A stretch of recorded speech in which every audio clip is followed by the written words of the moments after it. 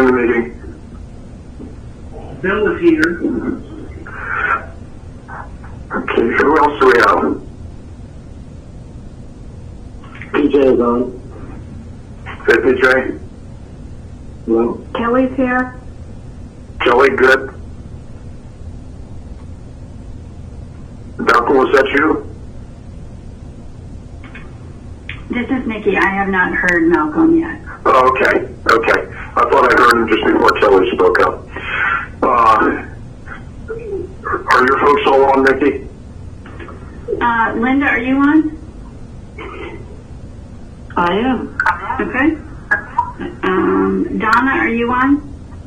You got it. Okay. Aaron Perona's on, Jared's on, Mary, Fred. Tracy, are you on? Yes, I'm on. Okay. Art, are you on? Yep. Right here.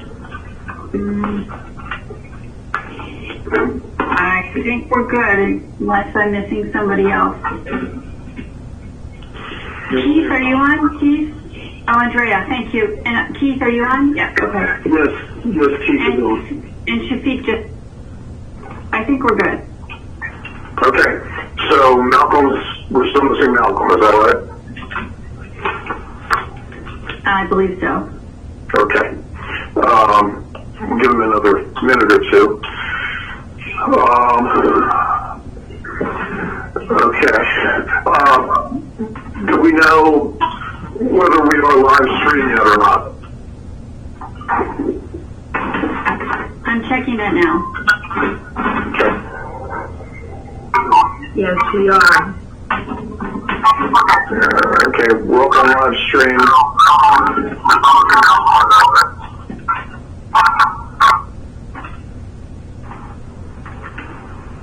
Yes, we are live stream. Okay, good, thank you.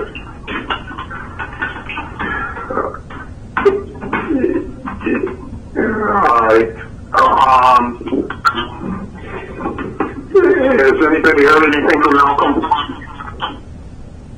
I have not heard anything from him that he would not be attending. He accepted the invite. Okay. He's usually very good about that. All right, well, we have, all right.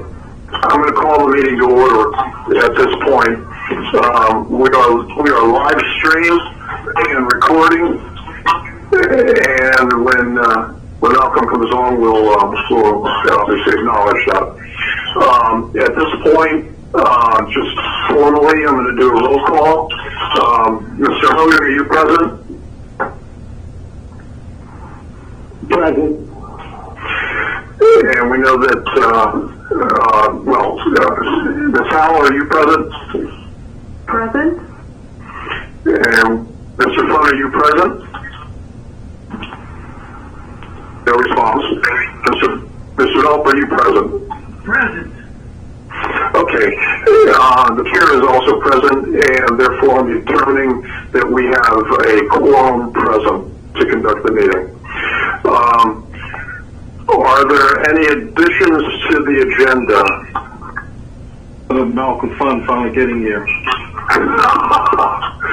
Welcome aboard, sir.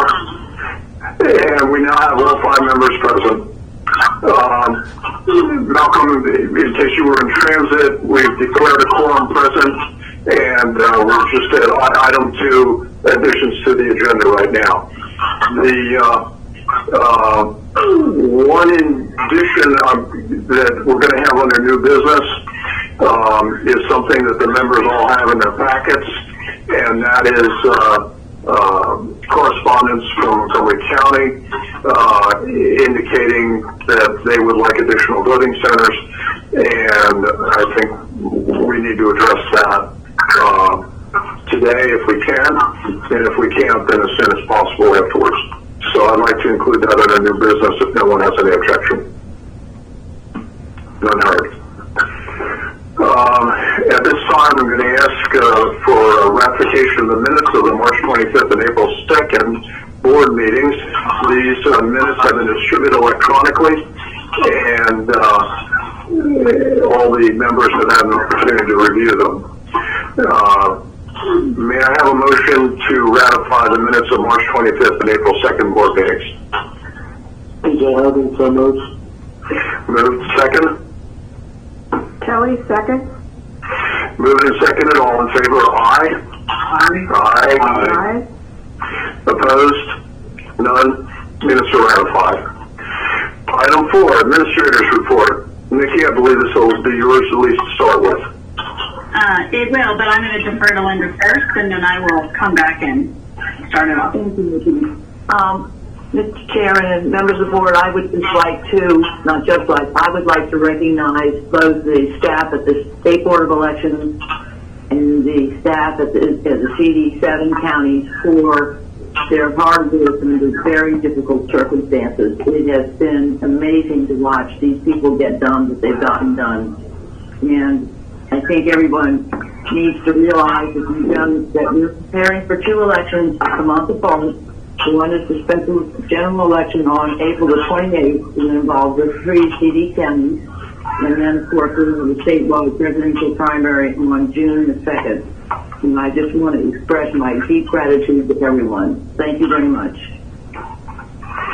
And I would add then, Administrator, that although I have not had nor have the other board members had the personal contact that you have with your staff and with the local boards in CD7, what I have had the opportunity to see causes me to endorse your remarks 100%. They've done a great job and are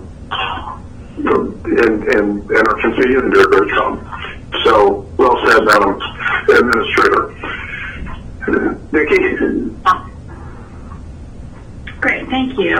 So we're going to try to do the administrator's report as we usually do, where we have different people present their information. So bear with us if there's a little pause in between speakers. The first thing I'd like to do is welcome Art Treacle to SBE. So you can imagine that this is a difficult time for all of us. And here's Art, who started with us about 4 weeks ago. Hasn't seen any of us in person, and is jumping right in to learn how we do things. He is joining us as our Chief Information Security Officer. He came to us from the private sector, where he did the same role for a private global company. So he has been a pleasure to work with so far. He hasn't run away, so we're happy he stuck around, and I think we're offering him certainly some initial challenges. He's on the line, he's on the call. Art, if you want to say a few things, but wanted to welcome him to our SBE family and elections. Thank you. It's a pleasure to be here. Yeah, it has been an interesting time, but this has been a wonderful group to work with, and amazing to see how well we can all work together under these circumstances. So I look forward to meeting you all in person and actually seeing the office for once. So. Thanks, Art. Well, welcome aboard, Art. And just think of this as an excellent resume builder, because you're going to be able to put down, engage new positions during pandemic and lockdown without meeting anyone, and do a superlative job. And Mike, you forgot 4 weeks before an election. Okay, Nikki. Yeah, so turning back to the administrator's report, so Linda alluded to this, that we have been having lots of conference calls, both internally and with the election directors. So we meet daily as a team to go through all the tasks associated with the 2 elections, identify issues, and what it really serves as a way for each team, project team or division team, to share decisions they've made and to discuss decisions discuss issues that cross different groups of people. And so those meetings have been, I think, really important to get us where we are today. And so that's something we are doing every day for 1 to 2 hours, just working through all of these issues. And then we've been having regular calls with election directors. As you can imagine, we started with 3 times a week, and then we went to 2 times a week, and now we're at once a week. And you should have, and maybe it's coming, a whole set of election director meeting minutes. There's lots of minutes, as you can imagine, for all these meetings, but they have been very useful. We've been able to maybe not answer every question on the spot, but jot them down and address them in our daily internal calls and report back. Obviously, the priority is CD7 right now, but there's been a huge amount of planning for for the June 2nd presidential primary election. And then we've had separate meetings with the 3 local boards in the 7th congressional district to help them, support them, work with them to get them what they need to canvass the vote by mail ballots and have in-person voting locations next Tuesday. So with that, I'll turn it over to Tracy to give the final update on the election from February. All right, thank you. Can everybody hear me? Yeah. Oh, yeah. Yes. Okay, good. So the post-election automated audit of ballot images from the 2020 special primary for the CD7 has been completed. Before certifying the results, each local board received 4 reports comparing the voting system's results from Election Day against the results from the independent tabulation performed by the automated software, which, as you may remember, is the vendor for this is ClearBallot. These reports show 3 things. The voting system and ClearBallot tabulated the same number of ballots, which is cards cast. That any differences between the 2 systems' results was less than 0.5%, and ultimately that the voting system accurately tabulated the results.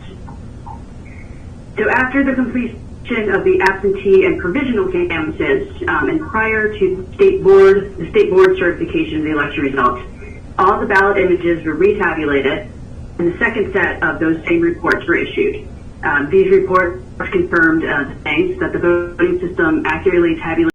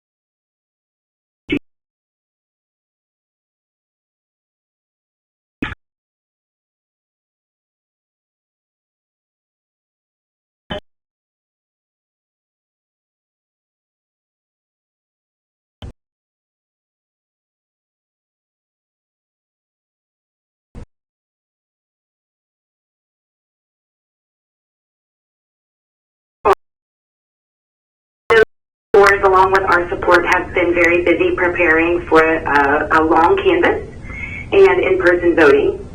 Approximately 500,000 ballot packets were mailed to voters who are registered in the 7th Congressional District. The return envelope included prepaid postage, and those 3 local boards are now receiving mailed ballots back to them into MD voters. And as of Monday, when this was written, Baltimore City received approximately 3,600 return ballots. Baltimore County received approximately 13,000 return ballots, and Howard County's received about 6,000 return ballots. Again, I want to emphasize that those were the numbers on Monday when this was written. I can tell you that they've increased as well today. Baltimore County started counting their ballots on April 20th. Baltimore City will start on April 22nd, which is today, so they started today. And Howard County will start their canvass on April 25th. Thanks, Erin. So we have been working with the 3 counties to make sure that there's appropriate public access to the canvases. And so they all have some live streaming solution and are using them. And during the last meeting of the state board, there was discussion about making it clear that if the live streaming solution stops, that they must stop the canvas, and we have reiterated that at the board's request. Each of the 3 local boards has selected a location for their in-person voting center, and those are listed in the administrator's report, but they are Edmonton High School for Baltimore City voters, Martins West for Baltimore County voters, and Howard County Fairgrounds for Howard County voters. And so they are all ready to set up there. Shafiq, do you want to talk about the equipment and the vendors? Sure. Can everyone hear me? Yep. Yes. All right. So good afternoon. So we do have we did work with the local board to establish the baseline equipment allocation for the equipment, following very similar guidelines to what we have deployed for guidelines we've set forth for early voting previously for site control, and we were working through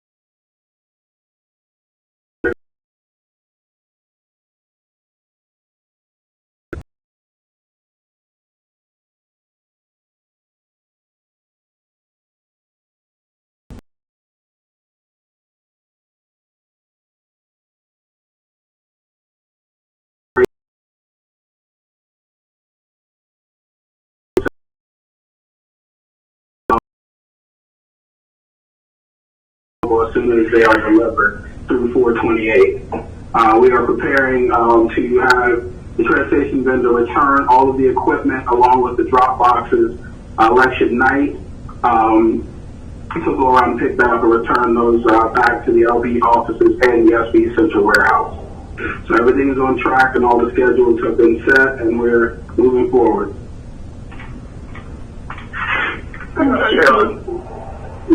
If I could, this is Mike. Shafiq, I have a question. The drop boxes are going to, you said, will be picked up at the end of the day now, and maybe Nikki is the better person for this question. Are they going to have been emptied already by Board of Elections personnel, LBE personnel, before they're picked up? Yeah, that's the plan. We're working on procedures that govern the emptying of those bins throughout the day, at the end of the day. So they will be empty upon transportation back to the storage facility. Okay. And when you get those procedures worked out, could you distribute them around to the board as well? I don't mean drafts. I mean, when you have the procedures worked out. Sure. Okay. Does anyone else have any questions? Mr. Chairman, this is Kelly. I've received a message that the live streaming is not working, and I don't have it up on my computer, so I can't confirm or not. All right, if you give us a minute, we'll check.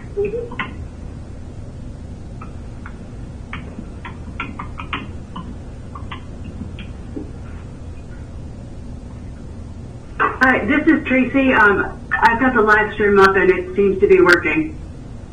Can you hear? Over the live stream? Because they can't see anything except empty chairs. The only thing that needs to be working is the audio. Yeah, I can hear. Okay, good. Yeah, Thank you. I'm watching and listening to it also. Okay, great. Okay. Very good. And thank you, everybody, for being alert about that. Okay, Nikki, if you want to continue Sure. Shafiq did a great job and touched on many of the bullets here. I just want to highlight a few other things. So we have an agenda item request from 2 of the local boards to increase the number of ballot marking devices. So we'll get to that in just a minute. Each of the 3 vote centers has enough. Each of the local boards of elections have enough poll workers to work the 3 locations, and they're getting enough of the protective equipment, masks, gloves, hand sanitizer for each location. I believe there might even be some plexiglass dividers coming in on Monday. So big shout out to our procurement team at SBE to buy more things in a matter of days than they probably have done in the last 5 years, but they've done a great job. On the containers, Shafiq talked about how there's going to be 1 container for each office and 1 container for each vote center. And those drop-off containers will be open at 7 a.m. every morning and locked at 8 p.m. every night. And so the ones at the local board office will be available each day during those hours, as Shafiq said. And then on the vote centers, they'll only be there that day, the 28th. Tracy already mentioned working with Clear Ballot. And then, Donna, do you want to talk a little bit about the voter education efforts that we've been making as required under the proclamation? Sure. As of today, there's radio ads that are running on WBAL and at least, I believe, 2 other stations, and they will run through Election Day. They are making a significant amount, when I say they, some PR help, are making some significant digital ad buys. So that means everybody looking at Facebook is going to see don't forget to vote on April 28th, and here's a button to push if you want to learn more about it.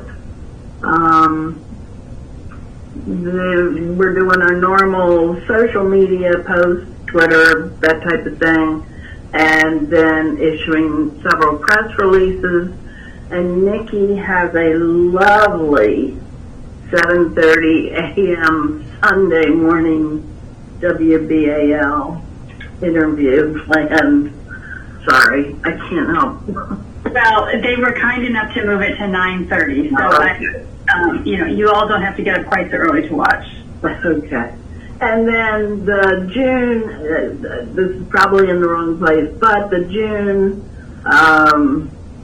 campaign is still developing. That will certainly include all of this, plus some mailing and TV. So. Okay. Does anyone have any, Nikki, do you have anything more about Congressional 7? I do not, thank you. Okay. Does anyone on the board have any questions, thoughts, whatever, about the Congressional 7 efforts? Okay. One of the things that we've addressed, and Nikki, maybe you could go into a little bit, is the results coming out of the precinct level. You know, we addressed this at one of our meetings, but perhaps you could give us a little bit more on that at this meeting, so that we're all comfortable with this, knowledgeable. So I'm happy to do that, but I'm actually going to ask Donna to do that. That sounds great. Okay, so once again, when this process starts when you initially lay out the ballot database, how you are setting out the whole election. And that was, of course, done back in February. And at that point, we were having a regular polling place election.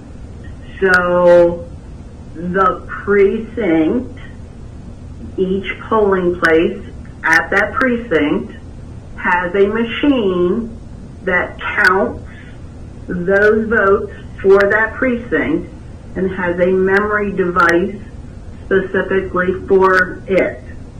When, at the end of the night, when that memory device is taken out of the machine and brought back to headquarters, it identifies the results for that precinct.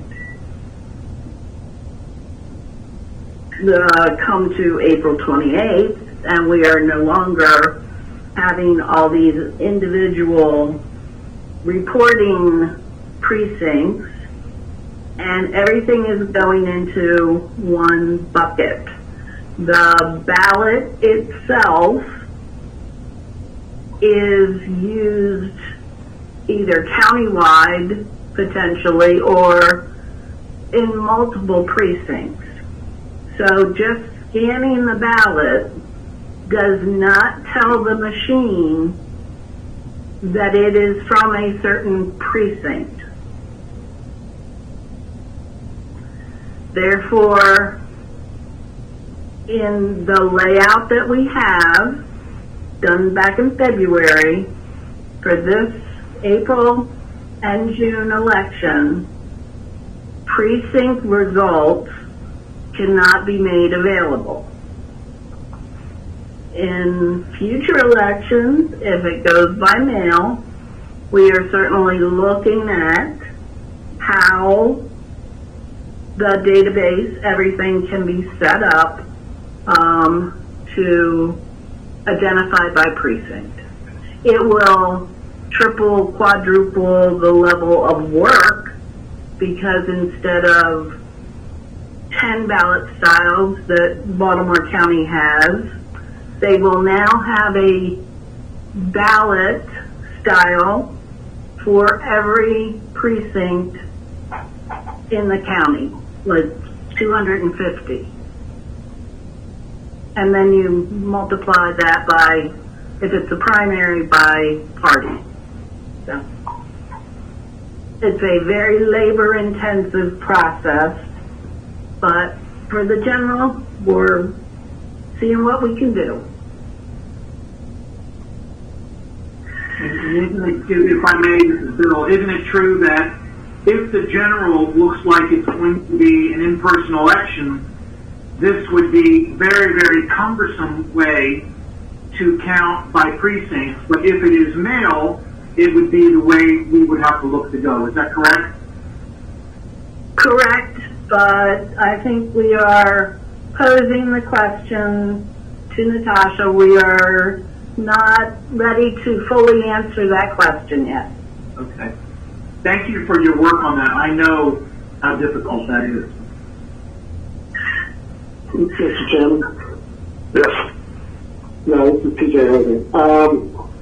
On this point, when the database obviously knows if someone has voted, correct?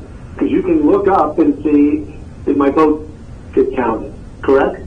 That is the poll book that knows that, not the voting system. Okay, right now, well, we're telling all the, and there's lots of things that have been sent out saying you can check and see if your vote has been counted. And I don't know what database it's going into. It can't be the poll book, because they're not. I believe we've been sending it out that your ballot has been received.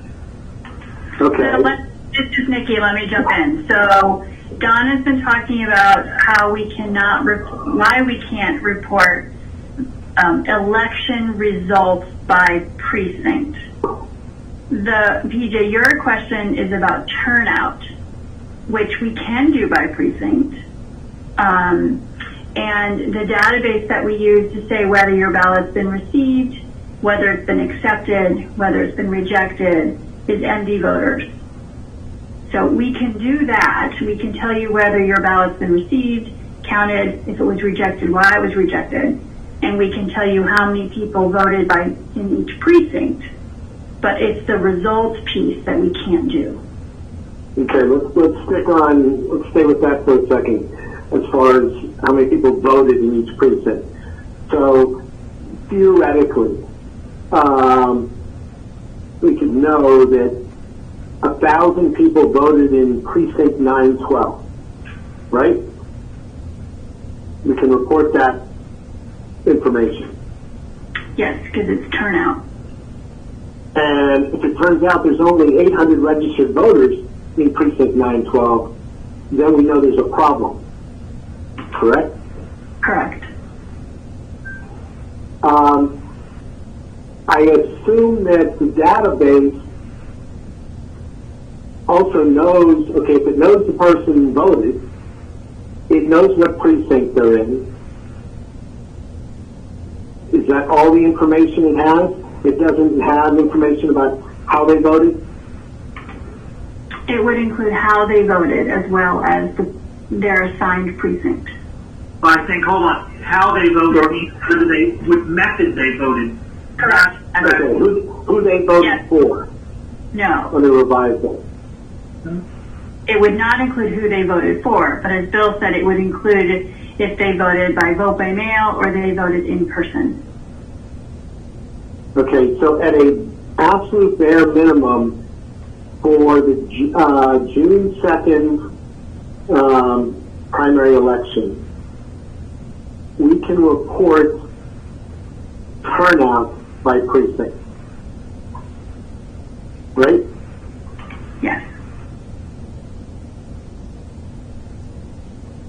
And for the November general election, you are working on the ability, let's just say we have a vote by mail only. Let's say we're still in a similar situation.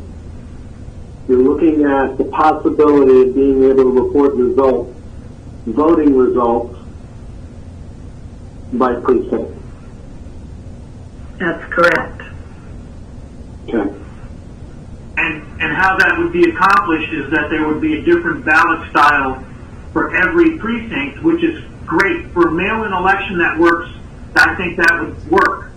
The problem is if it's not mail-in, that's very cumbersome because you would have across the state thousands of ballot styles, right?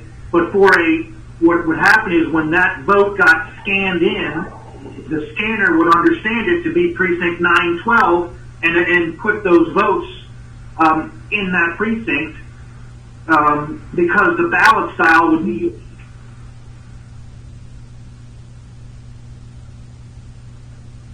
Correct. Everybody there? I think we might have lost Bill. I don't think that's Bill's comment. Oh, okay.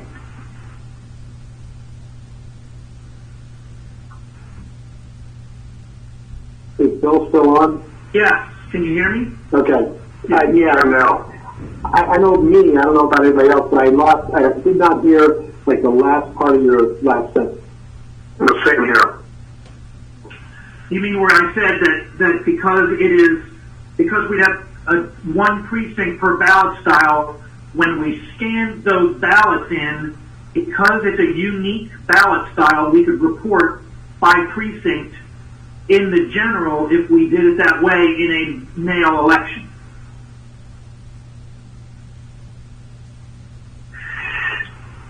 Okay. And I presume that's the method that is used in the, I don't know how many, whatever, 4 or 5, the states that currently utilize vote by mail in a regular election.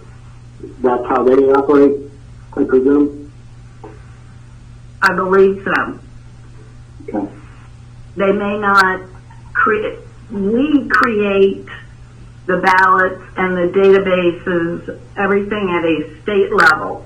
And there's one fabulous person in our office, Natasha, that manages this whole process.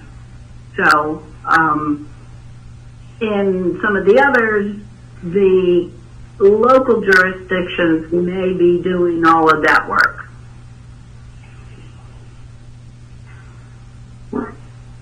This is Malcolm. I have a question. How do you capture that for people that are requesting a mail-in ballot by electronically? Because they would receive theirs by computer. There's a provision in the law that states we do not report absentee results by precinct.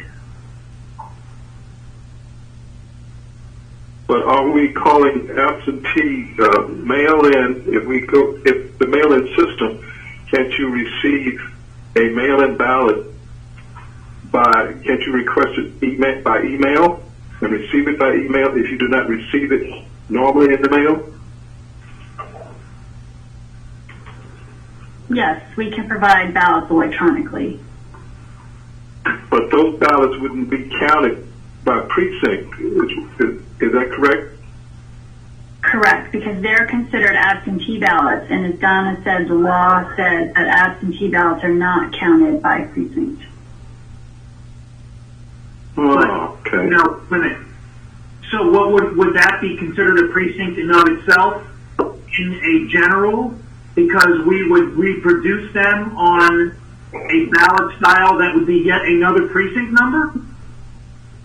The way we've been doing it now is that those are all just counted in either the first absentee canvass or the second absentee canvass.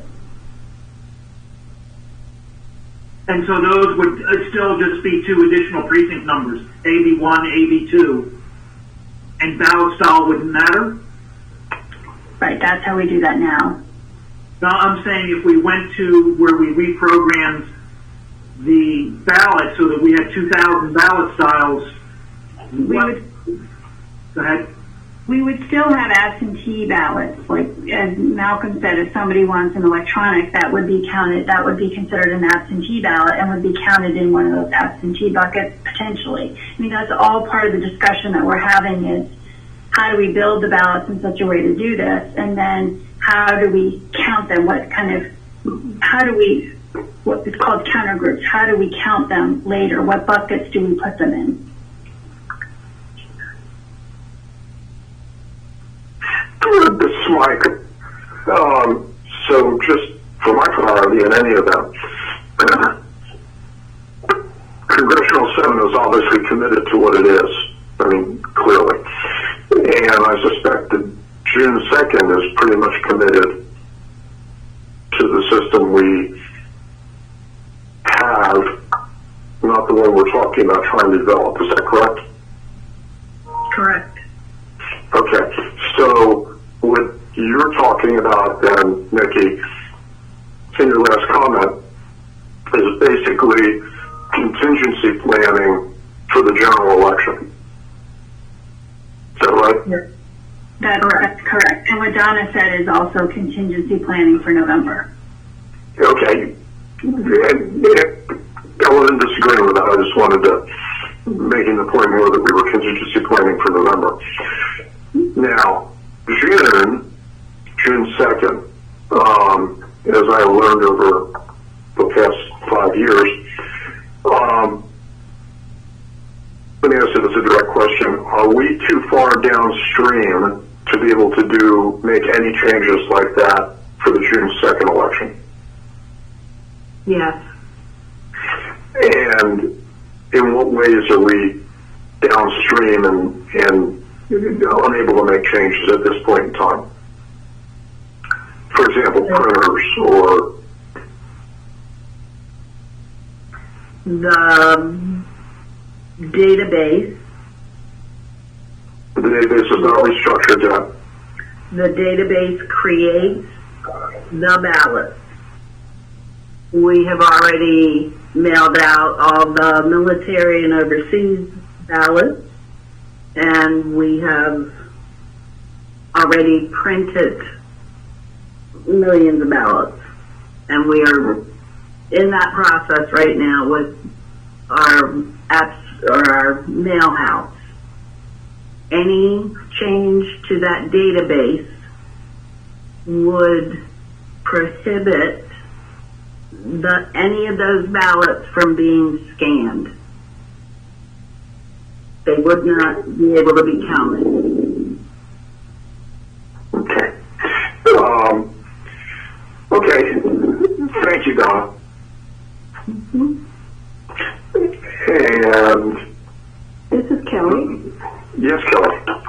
Yes, and But I have one more question about CD7.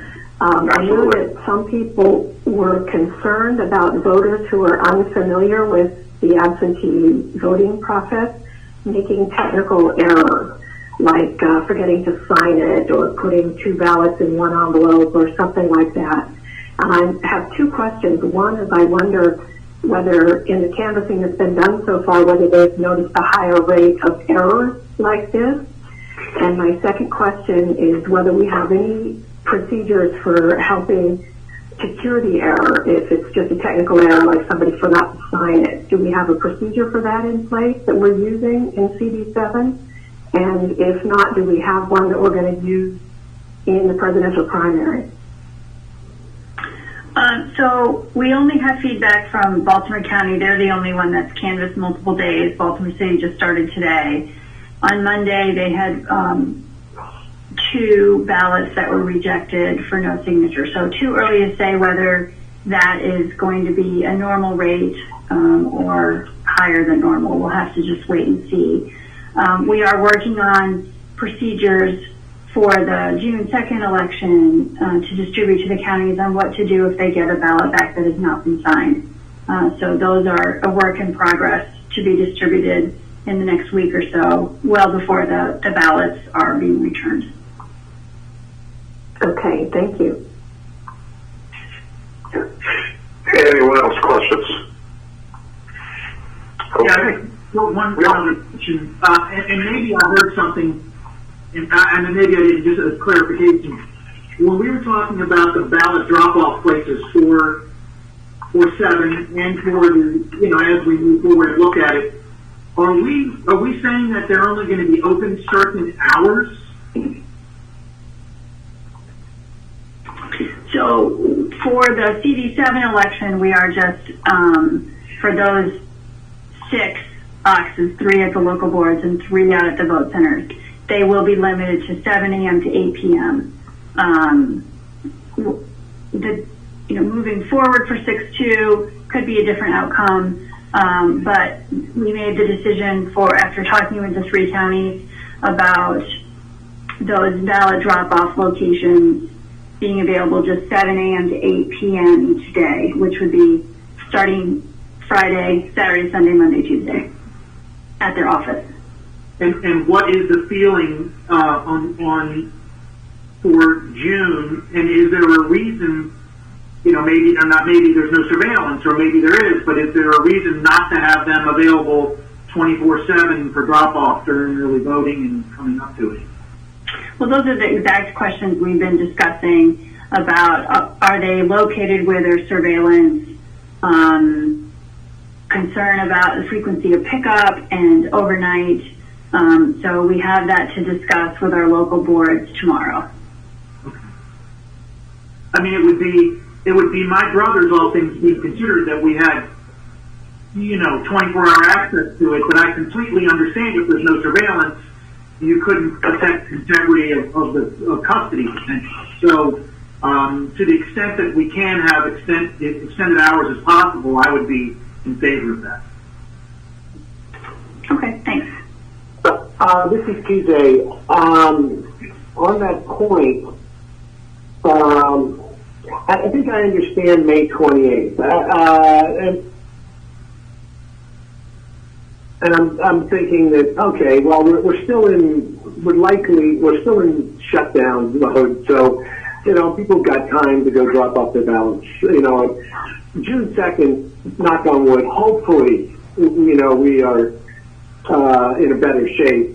So I really would encourage you to have those discussions tomorrow about Bill's idea that the boxes should be open in 24 hours or a much longer period. Are they open weekends? So for this next week's election, the ballot drop-off at the local boards of elections will be open on the weekends, Saturday and Sunday.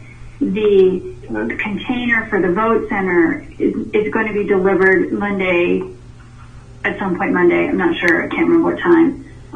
So it won't be there over the weekend, but the ones at the local board offices will be. Okay, Okay, and for the June 2nd election, are you planning on weekends? Yes, the policy was starting the Thursday that early voting normally starts, which is May 21st, and running through June 2nd. So that would cover 2 weekends. Okay. Okay, thank you. This is Mike. I would make just one comment about the discussion. We've talked about surveillance, and surveillance is important, as I think Bill mentioned, integrity of the ballots and so on. But additionally, and equally as important, is security of the ballots. It doesn't do us much good to see someone do something to a drop-off box, in the sense that we can't prevent anything from happening. So security is another issue, and especially when we move to statewide, we'll have more things out there, more people engaged in the public, and I think that we have to remember there's two sides to it: surveillance and security. But that's my thought. Are there any other questions about Congressional 7? Comments? Hearing none. Item 4 is completed. There is one thing though. I do have one comment. Nikki and Lyndon, I know, and we started the meeting by talking about how well everyone has performed. And implicit in that is how hard it's been to do that performance. But when we come out of April 28th, to the degree that it is feasible, because I know you're going to be doing a lot, it's going to be hectic. I think it would be important for the board members to know at least a hot wash of lessons learned, especially if anything that can be applied to June. And I think it would be important for us to know that. So I'd like you to think about, how that might take place, how we might be able to do that. And then we conclude number 4. Item number 5, June 2nd.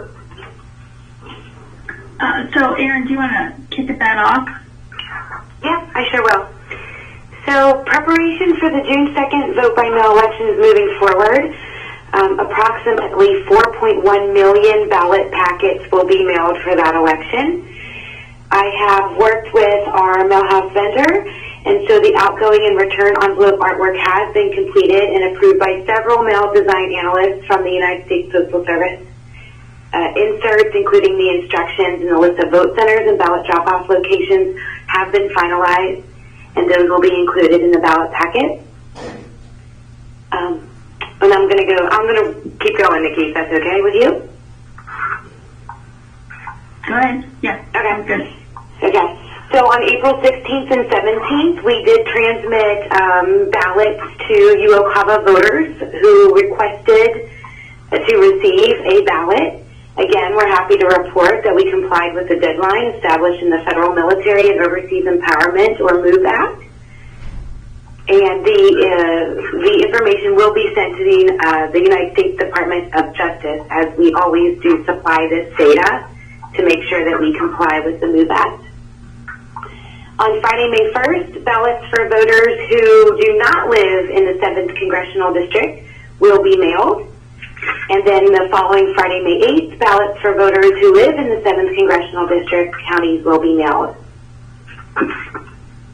Before May 26th, which is actually a Monday, and that's Memorial Day, there will be 3 supplemental data pools that will be submitted to our mail house vendor to mail ballot packets, and that will include any newly registered voters or voters who requested to receive their ballot at a different mailing address than what we have on their voter registration record now. As of April 20th, again, this past Monday, we have sent approximately 6,000 emails with information how to access SBE's online ballot delivery system. Over 3,600 of those voters have successfully logged into their accounts, and almost 3,000 voters printed their ballots. We are also monitoring the alerts that we receive from the USPS about countries where mail delivery is impacted by COVID-19, and we've been sharing that data or that information with the voters in those countries on how to receive and return their ballots. The final list of vote centers and the ballot drop-off locations for the June 2nd presidential primary have been included in the meeting materials. We are working with the local boards to determine the appropriate amount of equipment to deploy to each voting location, and have ordered custom-made ballot drop boxes and personal protective equipment for election judges and those voters. I'll stop now because I don't work on the rest of the stuff. I don't work on that stuff I just said either, but I just read it. So thanks, Erin. Right, Erin is responsible for the absentee materials and getting the contract with the mail house. And when all this was put in place, we were expecting our usual sort of 8% turnout by absentee. And of course, that has been dramatically changed, and would like to recognize the work that Erin has been doing in our mail house. That has really, both Erin and the mail house have stepped up and managed a process that was intense, but now it's everything. And so shout out to Erin and C-Change, who is our vendor, who has really, both have done an excellent job of stepping up and dramatically increasing the scale of what they would otherwise do. Donna already talked a little bit about voter outreach for June 2nd. Donna, is there anything else you want to add? Nothing more at this time. Okay. And Tracy already mentioned working with Clear Ballot to do the post-election automated ballot tabulation for the June election as well. So with that, I'll turn it over to Mary to report on voter registration activities. Excuse me, before you go any further, this is Malcolm. I have a question. I don't know if this is the right place for it or not. But you mentioned a list of vote centers and ballot drop-off locations for the June 2nd primary election. And looking at the list, I noticed that in a lot of the counties, the drop-off and the election centers, they seem to be approximately located in the same vicinity. And I was wondering if this provides full accessibility to various voters. I made a notation of some of them, but just to give you an example, like you have Charles County. Both the places are located in La Plata, and I know there are a number of voters in the Waldorf area. Why wouldn't one be located in the Waldorf area so the voters in that area would be more accessible to a voting drop-off location? And there are other counties the same way. I just noticed that one off the bat. So I know some of them may have to do with logistics and maybe with finding a proper location, but I was just...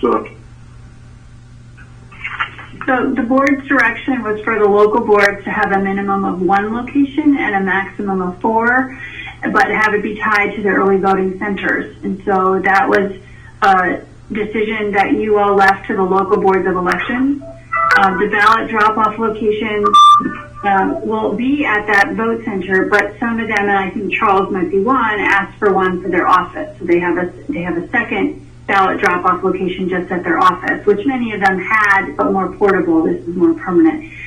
So that was a decision that was left to the local board of elections to be how many, but no more than the early voting centers, and the location specifically was left to the local board. Okay. Okay, thank you very much. Any other questions on item 5? All right. Moving on to item number 6 then. Nikki? Or? Good afternoon. It's Mary Wagner. Can you hear me? I can. Okay, great. Yes. Thank you. So to better support the June 2nd, 2020 election, the MD Voters Development Team has created a vote by mail solution. And the team worked endless hours to develop, and then the voter registration team spent endless hours testing it. And as Aaron reported, everything was going fine, and the mail house was getting that first run on May 1st. Additionally, the vote by mail ballot counts will be updated daily and on our SBE website to reflect the ballots received back by the local boards. So I'm reporting on 2 months of MDA transactions. In February, the new registrations, 8,939. Residential address changes, 19,684. Last name changes, 2,645. Political party changes, 6,206. So that was February. Moving on to March, the new registrations, 8,715. Residential address changes, 21,364. Last name changes, 2,504. And finally, political party changes at 5,760. Due to telework mandate, no information is available at this time for non-citizens. We do have a new party. The Working Class Party is now recognized in Maryland. The online voter registration application as well as our website applications have all been updated.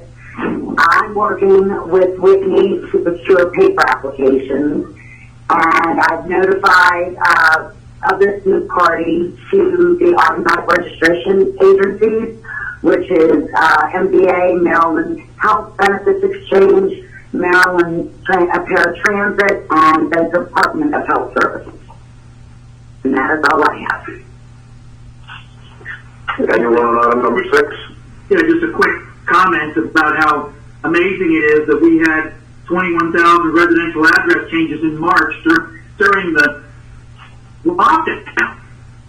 And that's more than we had in February. Just an interesting note, that's all. And no question around it. I mean, are what they are, it's just fine.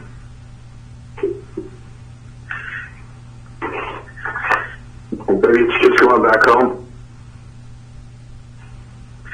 Item number 7, Nikki. I'm going to defer that to Jared. Hi, so the CCF division received payments for the following, for the penalties. We received $100 from the Friends of Robert Stokes for a disbursement by an unauthorized method, which was cash greater than $25. The Friends of Abdul Aziz Rahim paid $700 on April 1st for disbursements by an unauthorized individual, which was the candidate. Friends of Jay Mason paid $100 on April 1st for disbursements by an unauthorized method, again, cash greater than $25. And Citizens for Carl Jackson paid $25 on April 8th for disbursement by an unauthorized method, cash greater than $25. That's it for the CCF division. Okay. And we'd like to see you, I guess, at item number 11. Would that be right? Yes. Okay. All right. And item number 8, Project Management Office. Good afternoon. There's a couple of items that I have. The agenda or the administrative report section is incorrect for what you have, and we will make sure that this gets updated. Basically, again, the inventory audit started on March 2020. At this time, we have 40% of equipment and supplies that have been inventory audited. And also just want to let you know that we're working with the local boards to identify temporary storage needs they have for their equipment in order to free up space in their warehouses for the special general and primary elections. The equipment will be stored in the SDE's central warehouse. That's all I have.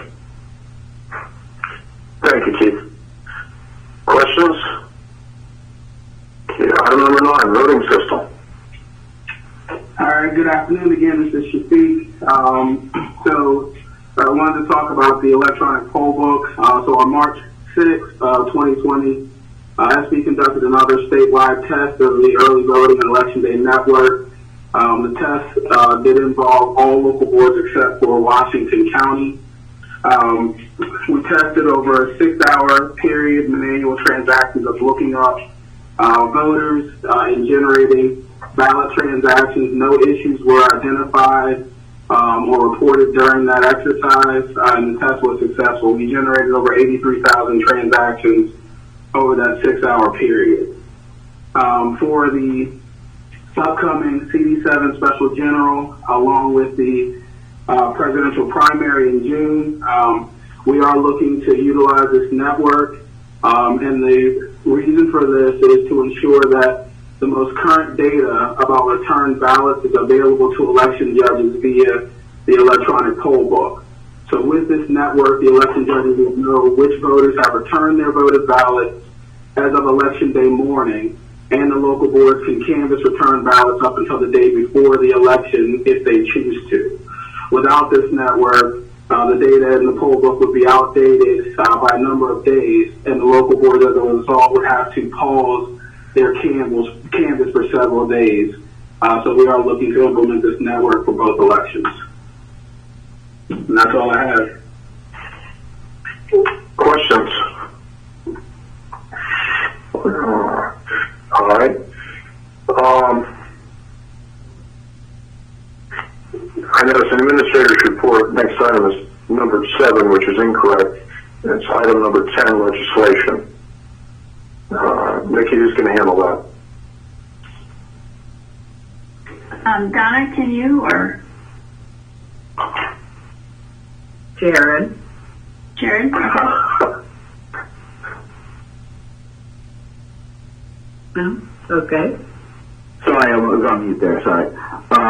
So we listed all the bills that passed during the abbreviated legislative session here for your edification.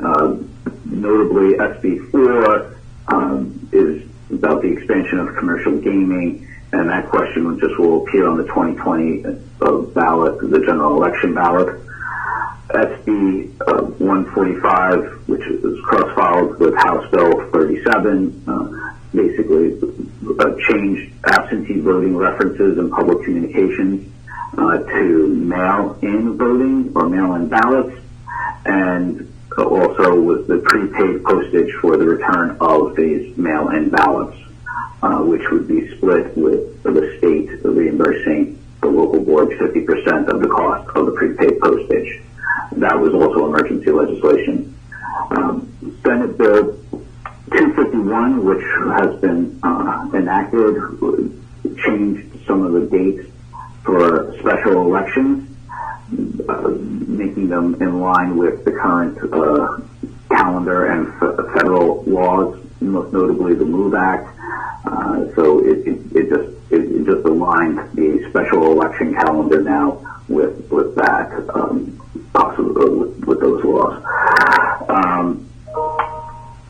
Senate Bill 390, which was cross-filed with House Bill 1158, basically a candidate defeated in the primary election, write-in candidacy in the general election prohibited. So if a candidate runs in the primary election, that candidate cannot be, appear or run for office in the next election, which would be the general election. Senate Bill 1028, is a ballot question that will appear on the general election regarding balancing the state budget. And then the last 3 here are on campaign finance activity here. So House Bill 216 basically amended the definition of campaign material to include basically robocalls. There was an issue about whether robocalls was considered campaign material due to a court case with the state prosecutor. This makes it crystal clear that an automated or pre-recorded recorded oral communication, which is a robocall, would be campaign material and thus need an authority line. House Bill 465 requires political committees to disclose the use of bots when transmitting campaign material. They have to, on the social media accounts, if they use the bot, say that this is a bot or some sort of artificial intelligence that is basically disseminating the material into your feed. Failure to disclose that the use of bots may result in civil penalties, and additionally, the state board has powers to seek the removal of the bot if they do not disclose its use. Those are one of the ultimate penalties. And then finally, House Bill 1222 basically requires CDM to create 2 new state positions for enforcing campaign finance violations and ensuring compliance with campaign finance laws. And that is effective July 1st, 2020. Okay, thank you, Joe. Anyone have a question? Say again. Sorry, this is Pete Gallagher. Question. Obviously, the 2 ballot questions do not require a governor's signature. Have any of the other bills been signed yet? The only one that has been signed has been number 3, which was the special elections to calendar revisions, and that was because it was basically passed almost in the first week of session. Outside of that, no. None of the other bills have been signed.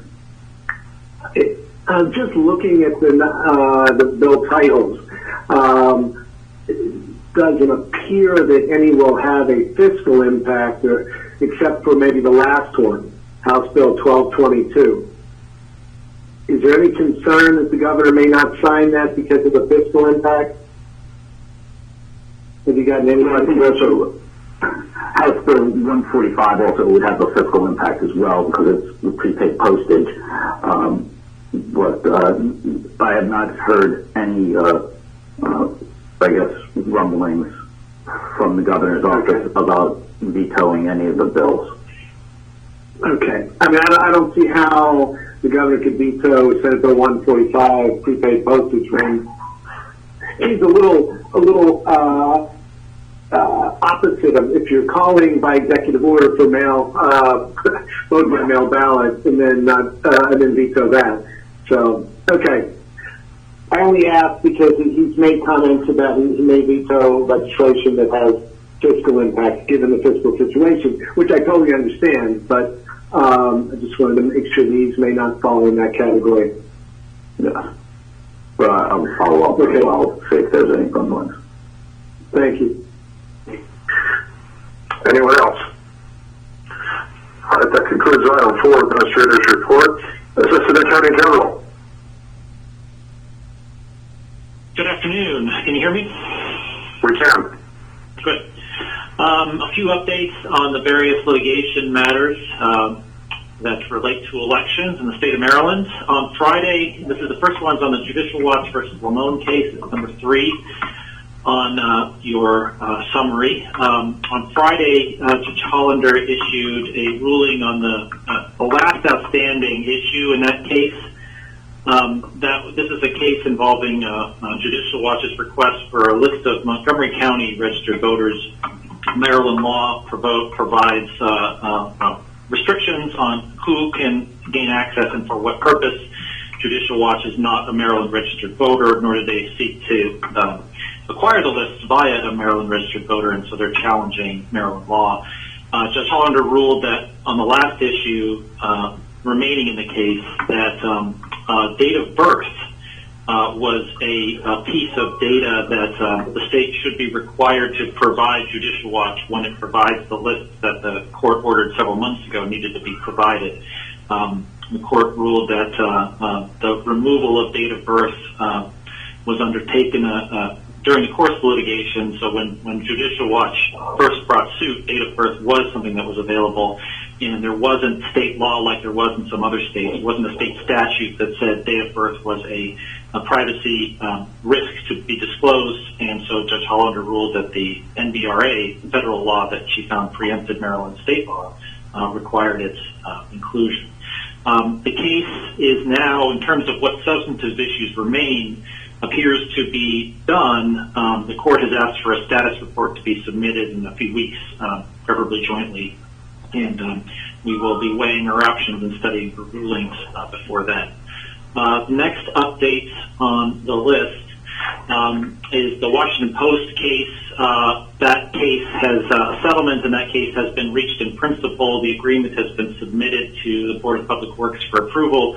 They're at least currently scheduled to consider that on its scheduled meeting for May 6th. National Federation of the Blind, we are in the middle of discovery in that case. The update from last time we got together is that the parties have been discussing the impact of the state of emergency circumstances on the discovery schedule in that case, and also the impact of that state of emergency on the available resources of the Board of Elections to meaningfully participate in discovery under the schedule that was originally envisioned for that case. We've pushed some deadlines back and have been generally cooperating on reaching some sort of agreement on how to extend certain other deadlines. I think we're in a position where we don't know exactly what we're going to need because we don't know exactly for how long this is going to go. But I expect that there will be additional extensions just to account for these circumstances that we're in. The next update is all the way down to the Seth Wilson matter. This is number 8 on your list. Seth Wilson is an officer in the Washington County Republican Party.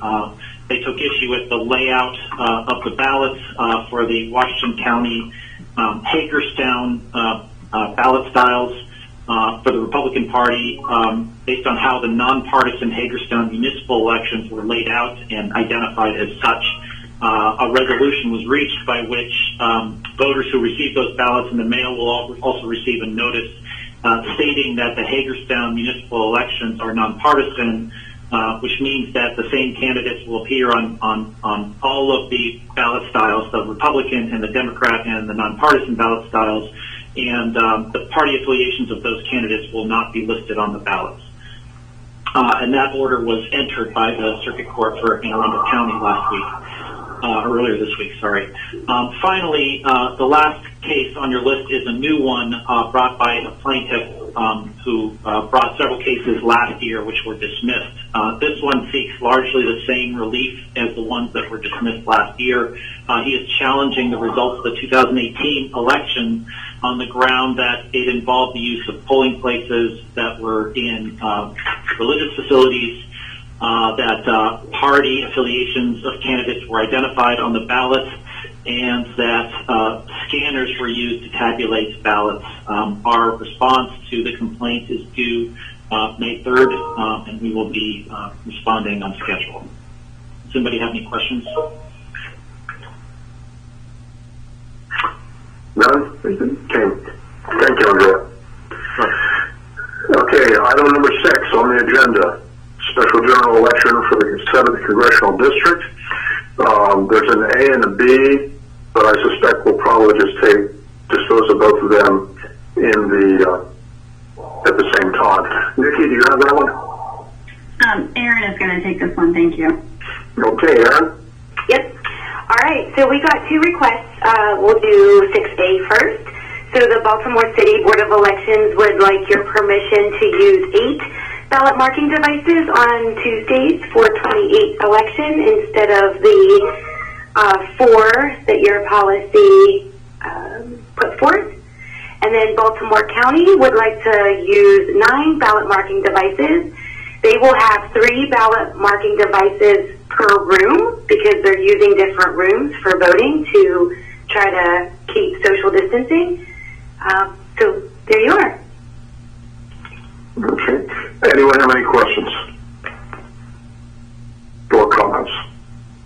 This is TJ. I assume we've got plenty of BMDs to disperse, and I guess that's a question. We have the BMDs to give them, right? Yes, sir. They have them to use. Okay. Great. All right, the more the better. That's less cleaning and sanitizing per machine. I'm all for it. Yeah, this is Bill Help. I can't see any reason why, we're not adding facilities. We're just adding, like PJ said, the ability to distance a little further and have additional equipment deployed to make voting easier, and I can't see a reason not to allow that. Anyone else? At this point, the chair would entertain a motion to approve both the Baltimore City and Baltimore County requests to increase deployment of ballot marking devices. May I have such a motion? PJ Hogan, so moved. Bill Bell, second. Moved and seconded. All in favor? Aye. Aye. Aye. Opposed? None. Motion carries. Item number 7, June 2nd. Who's got that one, Nikki? That's Aaron as well. Okay. Yep. And then I'll be done for the day. No, I'm kidding. Okay, so I revised the absentee application. What I did was basically I took off the special general election, and just so you know, this application won't be posted until after 4/28, of course, because then that election is over and nobody else in Congressional District 7 has to request an absentee ballot or anything. So on the first page, I basically mirrored the language that we used for the special general election about the election being conducted by mail. So I mirrored that language for the presidential primary election. And then on the second page, again, under Section 3, this is the actual application part, and Section 3, again, I mirrored the language that we used for the special general election and applied it to the presidential primary. So just saying that this is a vote by mail election and we'll mail you a ballot. But if you need to receive it in another fashion, you can fill this application out. Okay. Anyone, any questions or comments?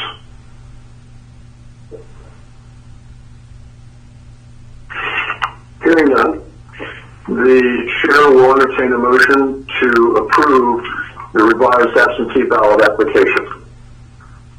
May I have such a motion? This is Kelly, so moved. Malcolm Flynn, second. Moved and seconded. All in favor? Aye. Mr. Chairman? Yes. Yes. I'm sorry, this is PJ. Just a quick question. I'm looking, you give them the options of mailing this application in or faxing it or emailing it.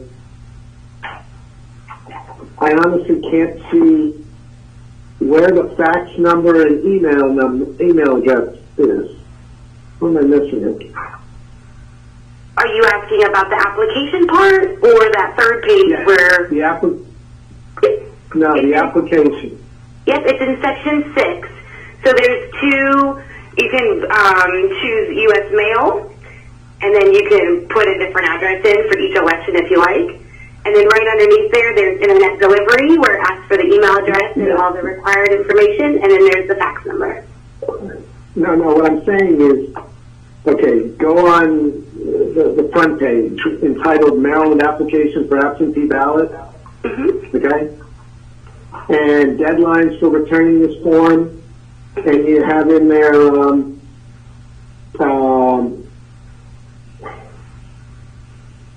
make sure this form is in our office, by 8 p.m. Tuesday, May 26th.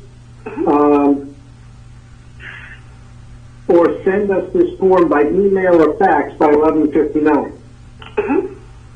Where do I email this? If I'm the person filling this out, where do I email this form?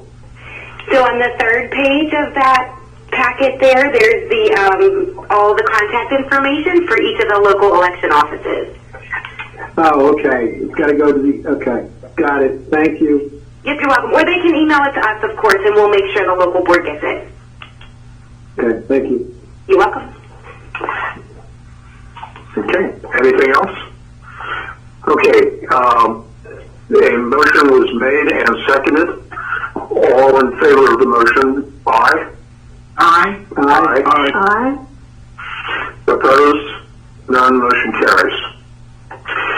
Item number 8, presidential general election, November 3rd, 2020. Nikki, who has this one? So not me, but just this was a topic that was discussed at last week's meeting and was tabled for this week's meeting. I think Andrea might have led the conversation last time. I'll defer to Andrea, Mary, or Jared, but this is one that was briefly discussed last week and was tabled until this meeting. Okay, I do remember that.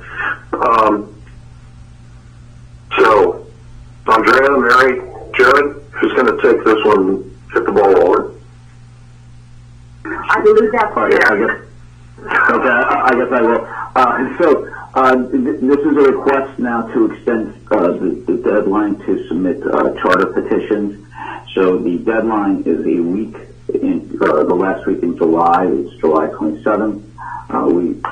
The staff went through the calendar in order to accommodate the Federal MOVE Act for the November election and to ensure that the ballot is certified and petitions are processed. The longest that we can extend the deadline would be to the first Monday in August, which is August 3rd. It's also the same deadline for our new party petitions and petition candidates to submit their petitions as well.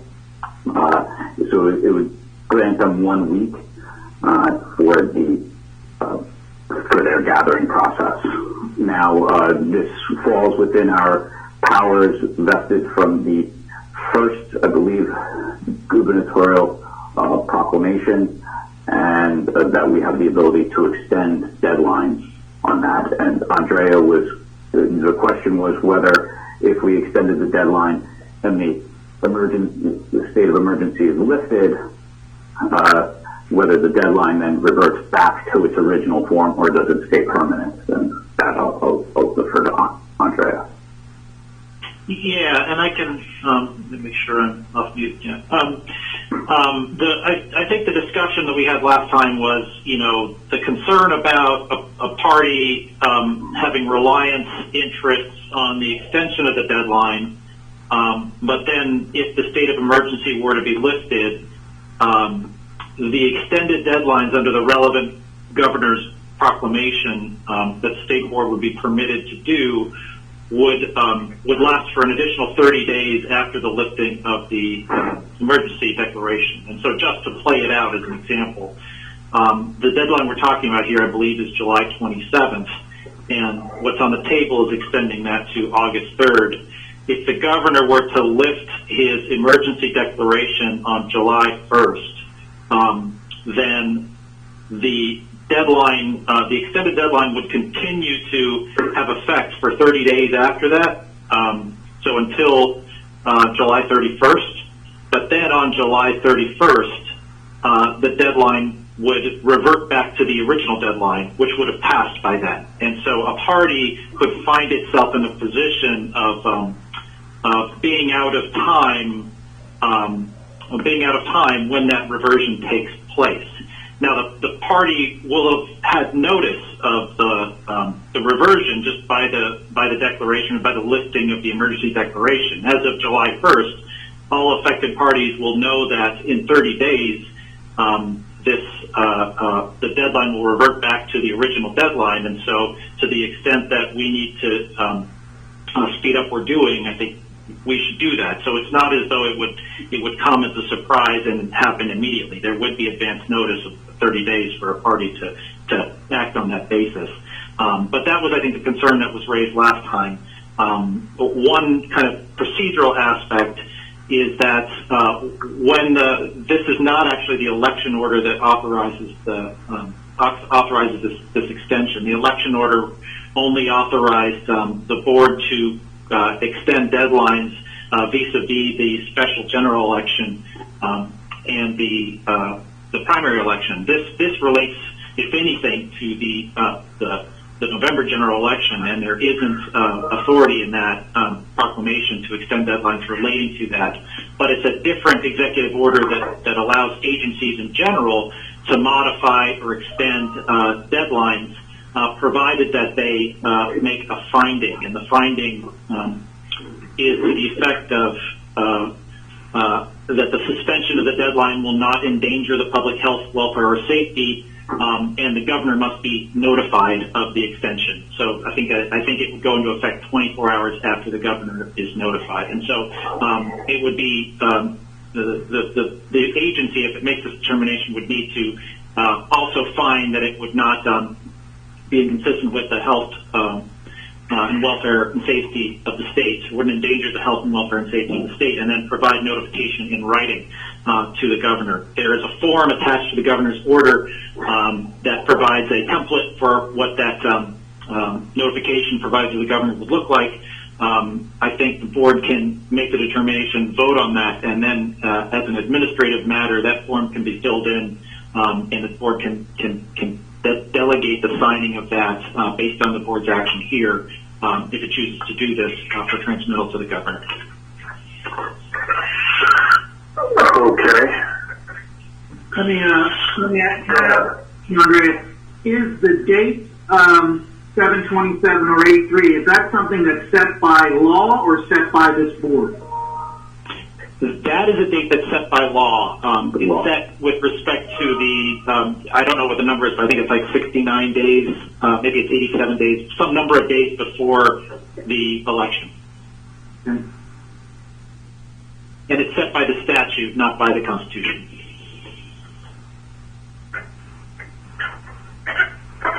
Anyone else? All right, so as I understand it,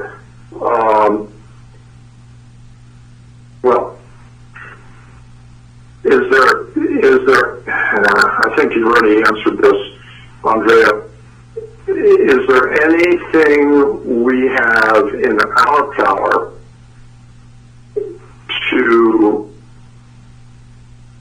lock in that August deadline, such that even if the state of emergency went away, then whoever was trying to do something would be able to rely absolutely on the August deadline? No, absent additional action from the governor, I don't see anything that would allow this board to lock in that deadline in the event that the governor were to lift the state of emergency more than 30 days before August 3rd. Okay. I just wanted to make sure we have that clear. Go ahead. So if I might, I'm concerned about people relying on it. I would be maybe comfortable with a motion that had an if-then statement. If the state of emergency was in effect on July 4th, 2020, then this date would be moved to August 3rd, 2020 from the 27th. And that way in our order it's clear, so they don't have to, rely on, oh my goodness, let me count backwards 30 days to see if my date is still extended. What do y'all think about something like that? I think I want to ask Andrea for starters.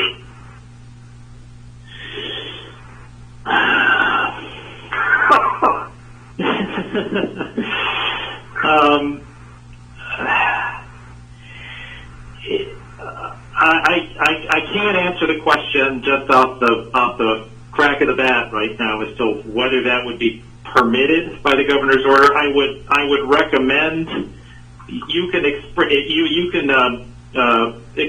the intent of the board to do that, and to come July 4th, if the state of emergency is still in existence, to take this action so that a party who is out there gathering signatures now can, have some confidence that if there continues to be a state of emergency by the beginning of July, the state board has every intent to extend this deadline at that time. But if there's no state of emergency at that time, the state board, it's not something, you're just thinking about how that would impact a party. I don't think it would impact a party at all. because either there's still a state of emergency and they get the benefit of the extension, or there's not a state of emergency, and even if the board had extended it now, it would have reverted back to July 27th anyway at that time. I mean, I think procedurally, I would be more comfortable with the board just expressing its desire to do this and intent to do this, and then effectuating it in early July as a kind of confirmatory, actually taking action on it in July. Okay. Anyone? Any comments or thoughts? I mean, this is Bill again. I hear that this whole thing kind of rubs me the wrong way because I don't want to give direction and let people think it's a week or a day different than a date.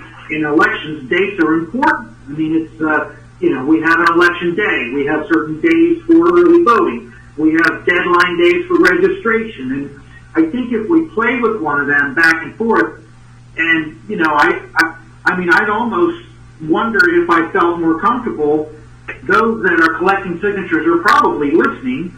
It would be the desire of the board to move it to the 7th, but I'm not sure that I'm ready to take action early then. I mean, what do y'all think? Anybody else?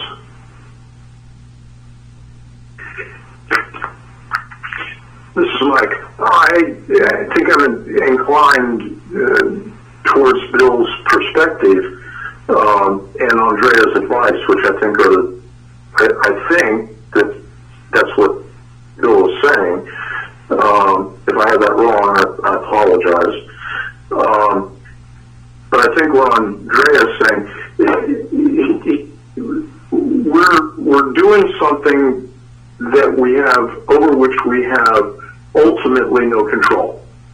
We're approving something which is contingent on circumstances outside of our power. And so I think that the way our attorney, the board attorney, has articulated it, is that we effectively table this again, and I think it's clear, and reschedule it for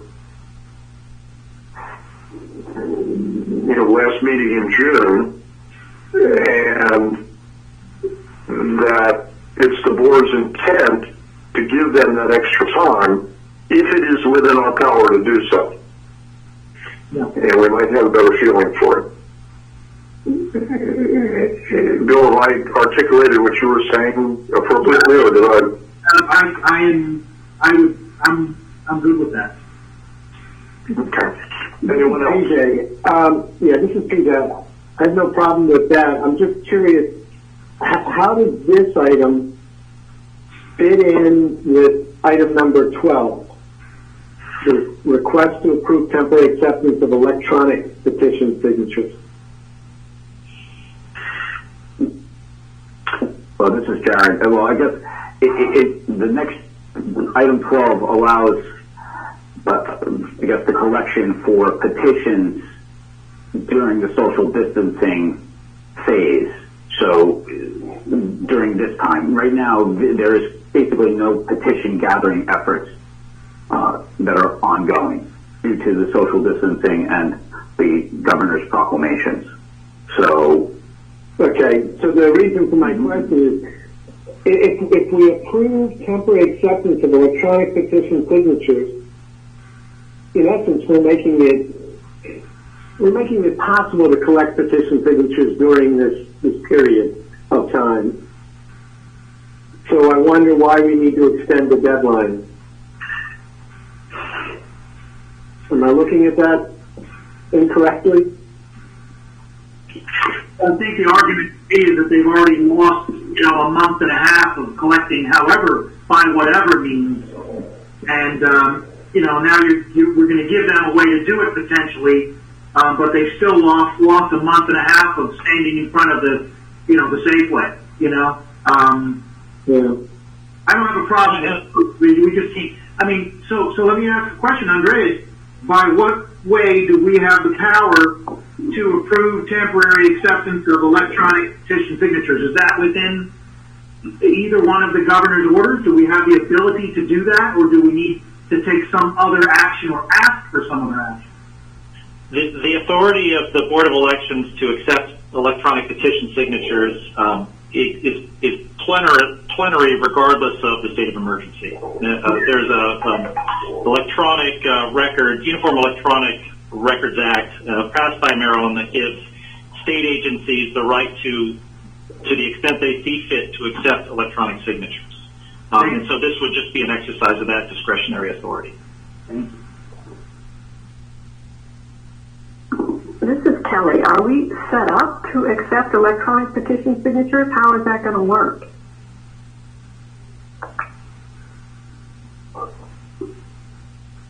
I don't know if you want to jump ahead to that agenda item. Okay. I haven't read anything about it. This is Mike. I think that effectively we in discussing this, we'd wrap 12 in with 8, and I have no objection to that. If we take action, we'll sort them back out again. But I think for the discussion we're having right now, it's substantive, and it bleeds into both areas.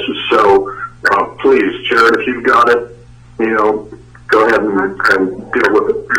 Jared, I'll be more than happy. This is Mary. So the signature itself, nothing else, Kelly, will change. It's all on the sponsor to have the individual provide the page. It's simply typing in Mary Kramer Wagner, and under the law, Mary Kramer Wagner can serve as her own circulator. So we're not receiving the signatures electronic to us. It's allowing the sponsor to put up a PDF print that it can be filled, and then it's up to the sponsor to collect all the pages and turn it into the authoritative body.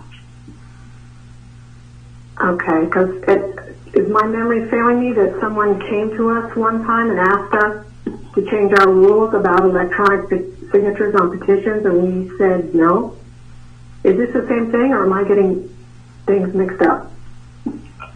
I can answer that, Kelly.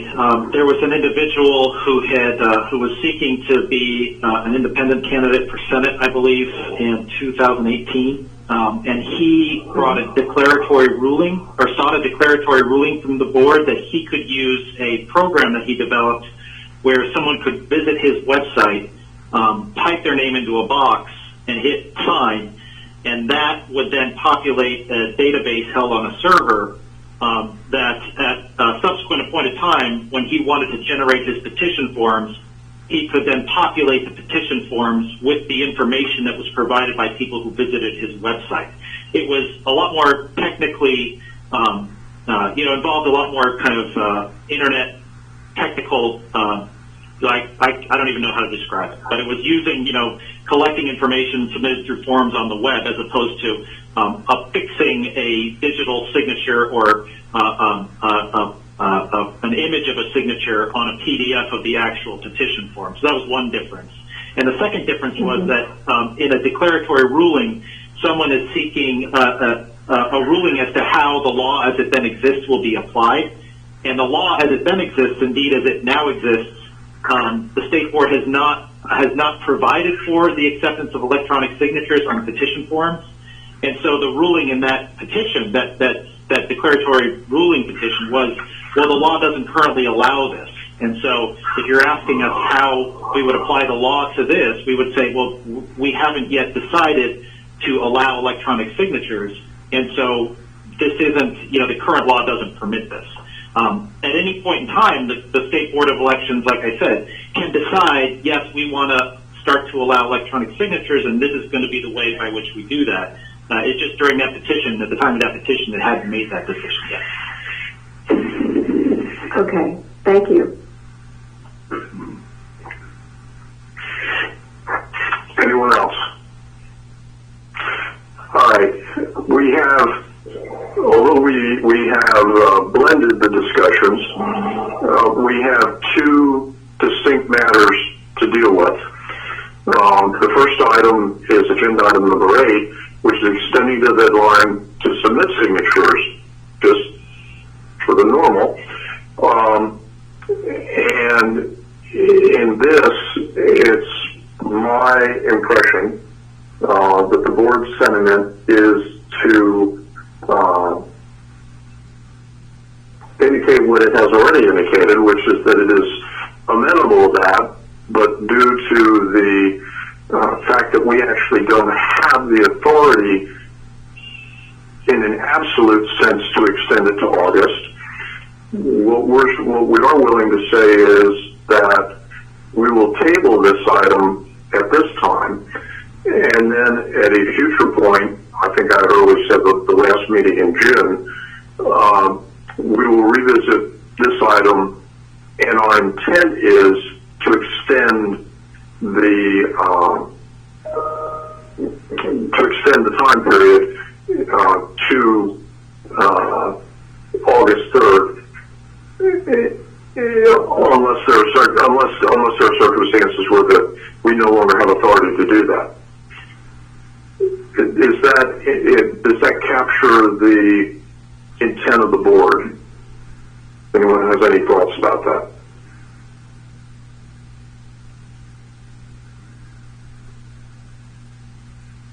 Okay, I'll take that as a it should be that we just tabled number, and I think everybody can hear our intent, but I think we just tabled to the beginning of the deadline to the June meeting to see what the state of the country is at that point. And I'm happy to talk about number 12 now if you want, Mike, or if you want to leave it till later, but that's what I'm hearing everybody. I think that's what everybody else is thinking. Am I wrong? I agree with that, PJ.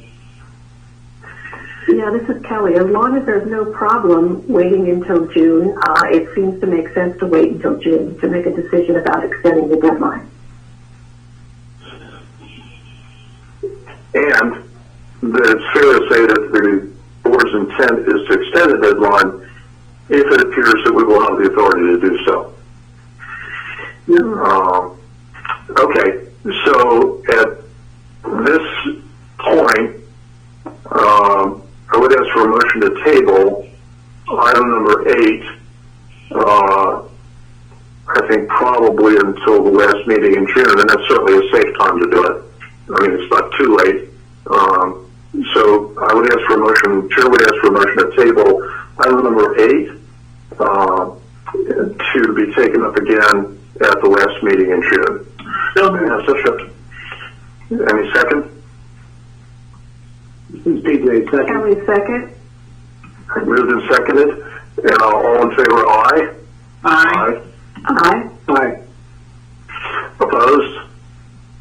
None. Motion is tabled to last meeting in June. Okay. And unless someone has an objection, because we were involved in the same general discussion, we'll drop down to agenda item number 12, request to approve temporary acceptance of electronic petition signatures.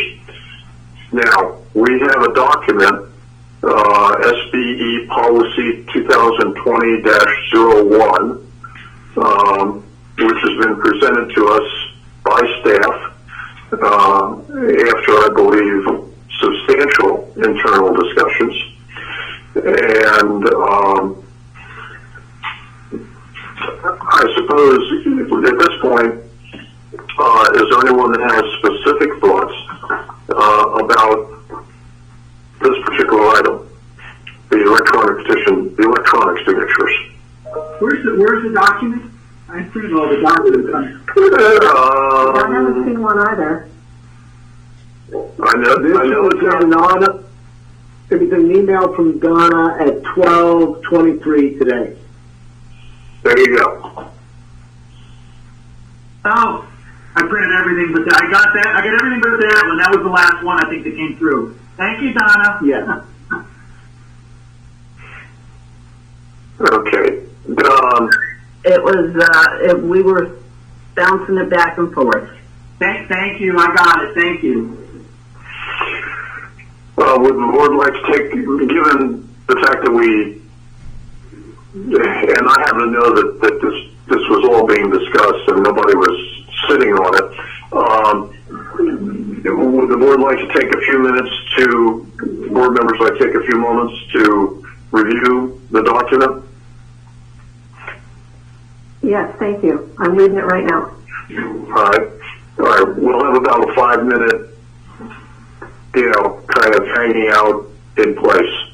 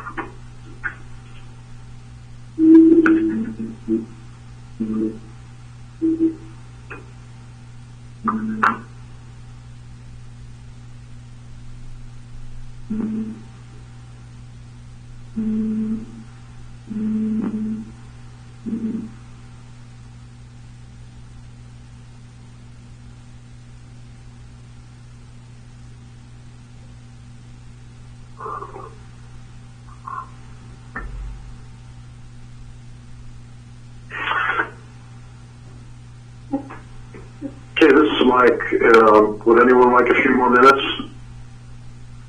I'm ready. Ready? Yeah, I'm ready too. This is Kelly. Okay. All right, then we'll take up item number 12, the temporary electronic petition signature acceptance.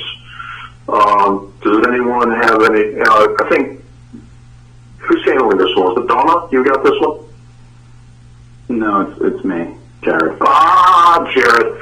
Okay. I thought And Mary and Andrea. It's the three of us. We're all handling the petition one here as well. Okay. Well, You sound so enthusiastic, Jared. yeah.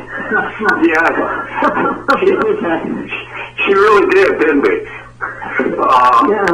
It's almost like we were in the same room, and everybody's eyes turned to him, and he was like, yeah, okay. All right. Does anybody have any questions or thoughts about this? I have two questions. This is Bill Bell. Let's start with under 2 policy E. Can someone explain to me how you personally observe each signer as the circulator? And it says remote observations do not meet the requirements. So how could you get a signature with the stay-at-home order in place? So you can be your own circulator. What? You can be your own circulator. You would sign that you witnessed your own signature.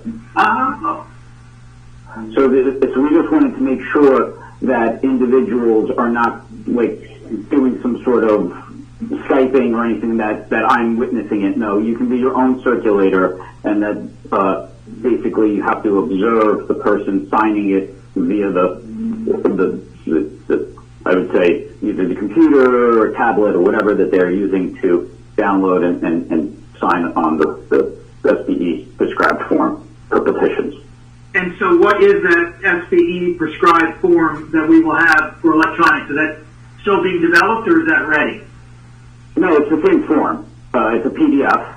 So the sponsor gets it, and then the sponsor can make it into a typable PDF. We're basically, by setting the parameters in a general guidelines here with the policy here, by just saying that it requires an affirmative action from the signer to type in their names, it gives them the greatest flexibility on getting the electronic signatures. So you can make just as a it could be a fillable PDF, and they could just fill in the blanks as it comes to them, and they could sign it exactly later. Okay, that sounds right. Yeah, I think that's very wise. Thank you. Okay. Anyone else? No. No, I was going to say, and if you live with a registered voter, your spouse, or if you have children in the house who are of age, then a single person can, personally witness the electronic signatures of those people on the same form.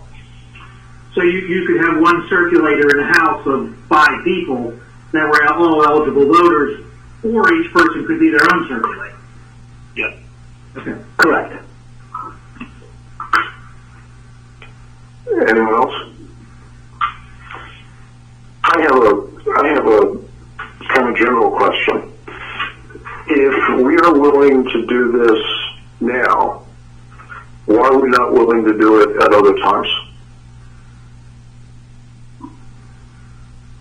I think that the circumstances have changed dramatically in the other times, and we still want to have the ability to allow political parties and candidates access to get to the ballot, as well as charter amendments. Effectively, by not allowing digital signatures now, they would not have any access. So this is a function that the board can do to help recognize the situation that is currently in front of us and make accommodations. Since that policy too, other jurisdictions have started to look at digital signatures in the state of Maryland and allow them for campaign finance purposes, most notably in the public financing County, Howard County have both allowed for digital signatures to be accepted as a part of the matching program. So it is gaining a little bit more, I would say, universality in the state for other purposes. Okay, and that's why we would do it, but why would we not do it at other times? That's really the question. I understand why we would do it now, and this is yet another example of something I think I mentioned in the previous meeting where we're willing to do things now, we're taking actions, we're setting up systems, we're changing protocols, and it behooves everyone who looks at Maryland and what we do during this period to remember that we're doing it in the midst of a national and Maryland state of emergency. And for those reasons, we are taking actions that we would not otherwise prefer to take for a variety of reasons. But my question about this is, why would we not do this at another time?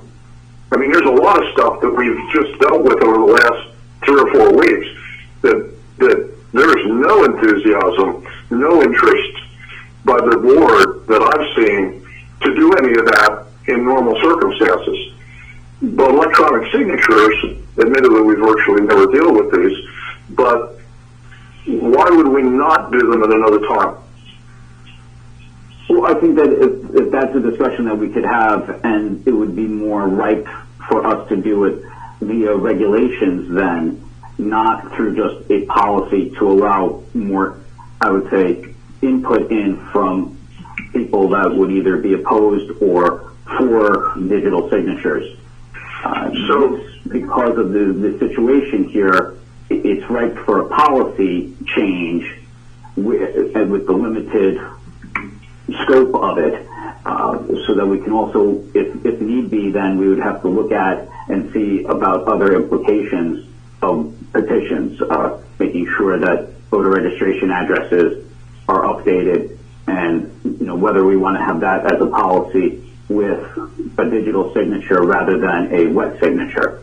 So I would say that this is more for a temporary solution to the current at hand. If the board wishes to address this in the future, this would be something for regulations or even a statutory change for the General Assembly to address in January if we want to go down the regulatory route.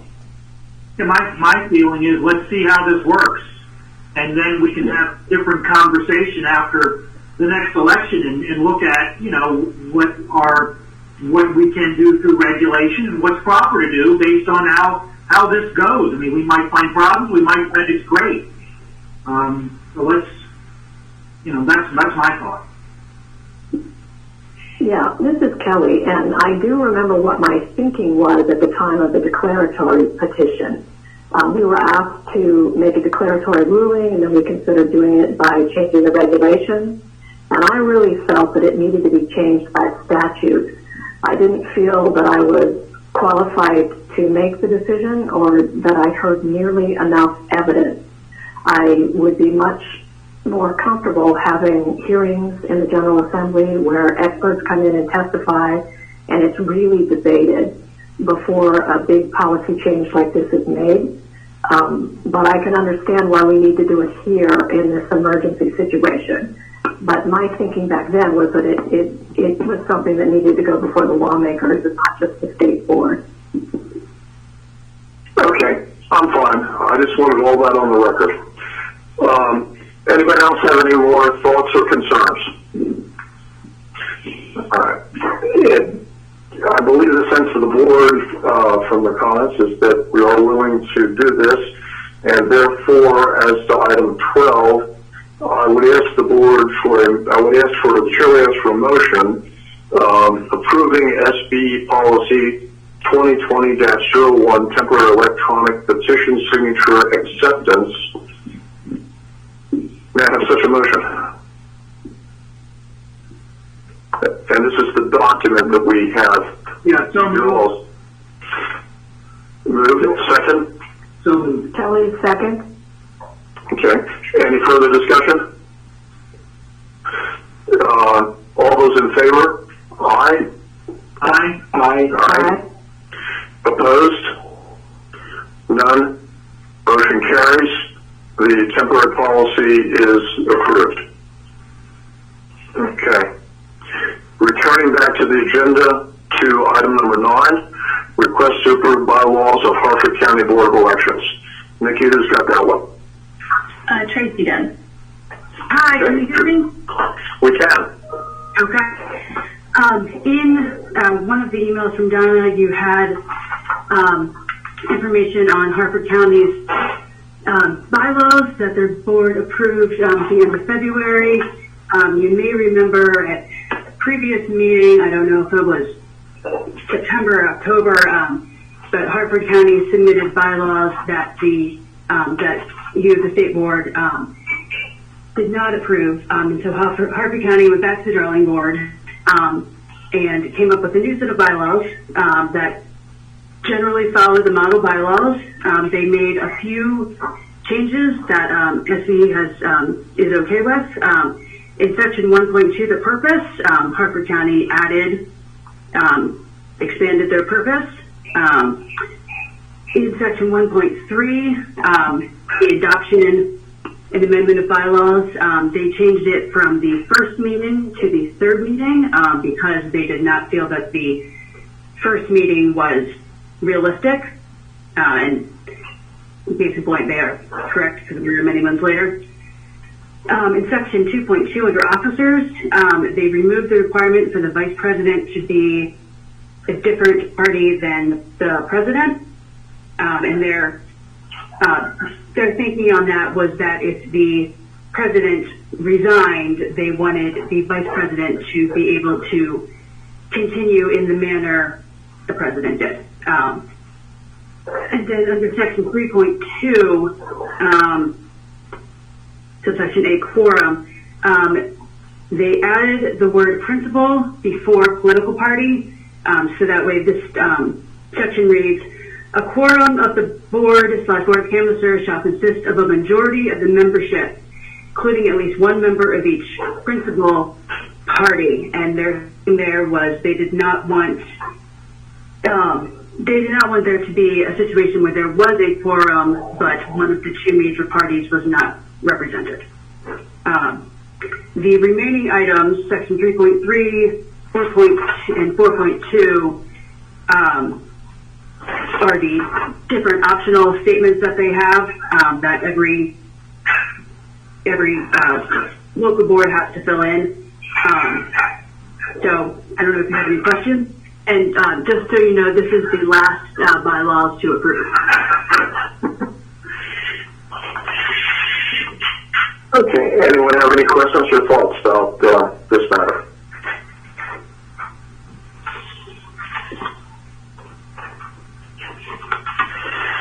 Okay.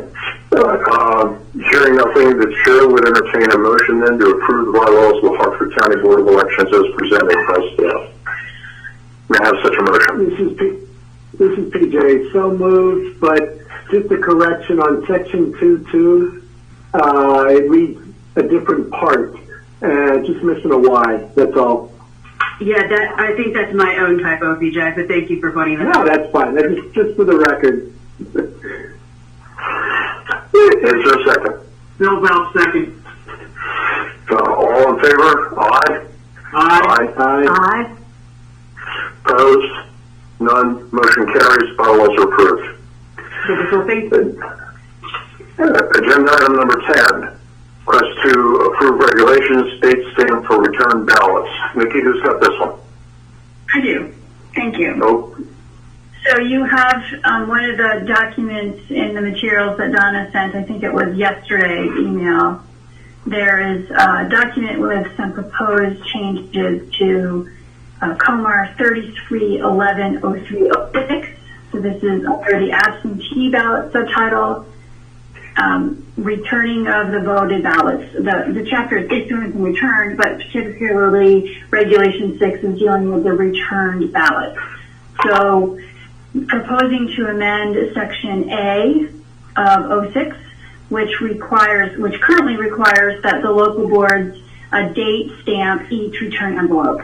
Obviously, this regulation was written when we were looking at a much smaller percentage of turnout by mailed ballots, and the experience of the local boards in the 7 congressional districts is such that the ability to date stamp each of these as they come in is becoming a significant bottleneck to getting ballots ready for canvassing. So what we are proposing is that just for, the April and the June election, that they don't date stamp the return envelopes, or let me say, they start date stamping the envelopes on the day before the election, when obviously timeliness is at stake, and that they store the return envelopes in a container that is labeled with the date received. This is just for those 2 elections. These are the emergency regulations that would expire at the end of the June 2nd election. And we are, as an aside, looking to try to find them some more efficient date stampers, because even if they're exempt from date stamping the envelopes until the day before the election, there's still going to be thousands of ballots received the day before the election and election day and the day after. So still trying to find a solution to help them with the date stamping, but ask that the requirement to date stamp in the window of time before that time be basically waived, but they have to store them in a container that has the date the ballots were received. Okay. Anyone, thoughts or comments? Just a quick question. This is Bill Bell. What about, those couple stray ballots out of these thousands that are being received, since it's all mail, that may not get processed and are not date stamped? Are we going to go by the mail date on the envelope? What are we doing with a ballot that has not yet been processed, that was received 2 days before Election Day? So if it's received 2 days before Election Day, it is getting put into a bin that has a label saying these ballots were received by the local board on, in your case, April 26th. Okay, so they would all be binned rather than individually stamped, is what we're saying. Correct. And then there's a second piece of it too, that when those ballots are received in MD Voter, so the ballot is physically received at the local board. Under current regs, it's hand stamped, and then they are scanned into MD Voters so that we can display that your ballot has been received. When you're put in a batch, there's a batch cover sheet that also includes the date. So there's a secondary date associated with the batch, but these regs propose that they would be put in a bin with a date saying ballots received on April 26th. Nikki, this is Donna. There's also probably a third that it may have a postmark before Election Day, and also then we would go by the date of the oath. Right. So in determining timeliness, we look at the date it was postmarked first to see if it was timely mailed. If there's no postmark, we look at the date on the oath. So that helps us know if it was timely mailed. The date stamping confirms that it was timely received. So we have different dates establishing different parts of the timeliness standard. The date stamp gets us to the timely received, which all of them coming in now are timely received.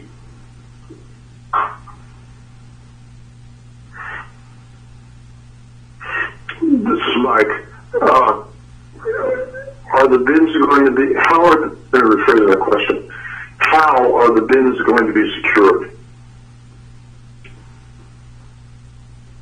And let me expand on that. We have these bins full of unstamped ballots. Now, adding a ballot into that bin, simply taking it and dropping it in, really doesn't do anything differently than simply mailing the ballot in the first place.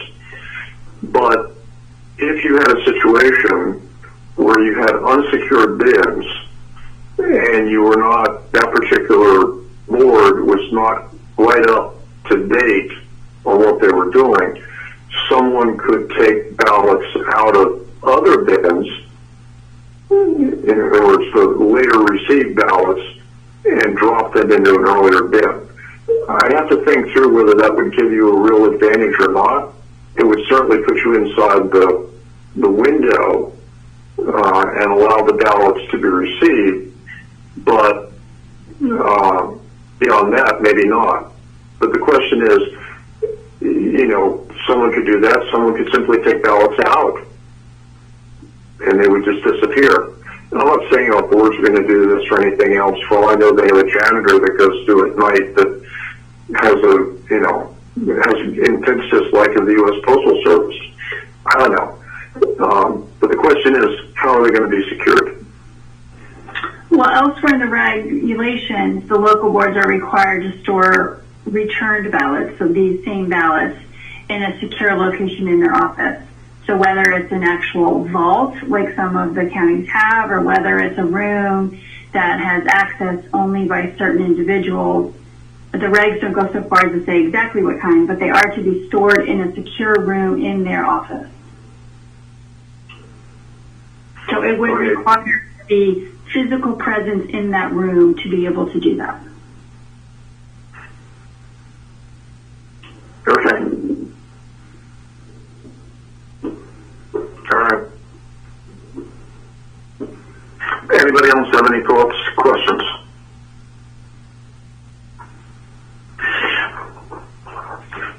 All right. Any other discussion about this matter? That being the case, the state would entertain a motion to approve the proposed regulation, date stamp for return ballots, Comar 3311-0306. May I have such a motion? This is PJ, so moved. Second? Kelly, second. Moved and seconded. All those in favor? Aye. Aye. Aye. Opposed? None. Motion carries. The Thank you. document regulation is approved. Next item, request to approve campaign finance report late fee waivers. And that I know is Jared. Yes. So, did I sound better this time when I'm coming in on that? So in front of you is a waiver request for approval of 19 waiver requests. We had denied 5, and I have included them for your edification and review, but no action is needed on those denied waivers there. So I'm happy to answer any particular questions about the 19 waiver requests, or just accept the recommendations. Anyone thoughts or questions? Yep. The check, this is PJ. I realize that we only have to approve the waivers, but I have a question on one of the denials. Sure. It's the account is Citizens for Margaret Peggy Bair, B-A-I-R. Mm-hmm. And the late fees is $835. That seems really high. How is that calculated? Is it the number of days? Yes, it is the number of days, and you have to remember too, about 2 sessions ago, late fees were increased from $500 to $1,000 now. So so when they file the reports or they haven't, the penalties are now up to $1,000 per report. With her, and I'm pulling up her request here. It is the denial came because the has already previously, I hate that, she previously had a waived report back in 2018. So, this is exactly right. Okay, thank you. Just jumped out at me. Okay, thanks. Yes.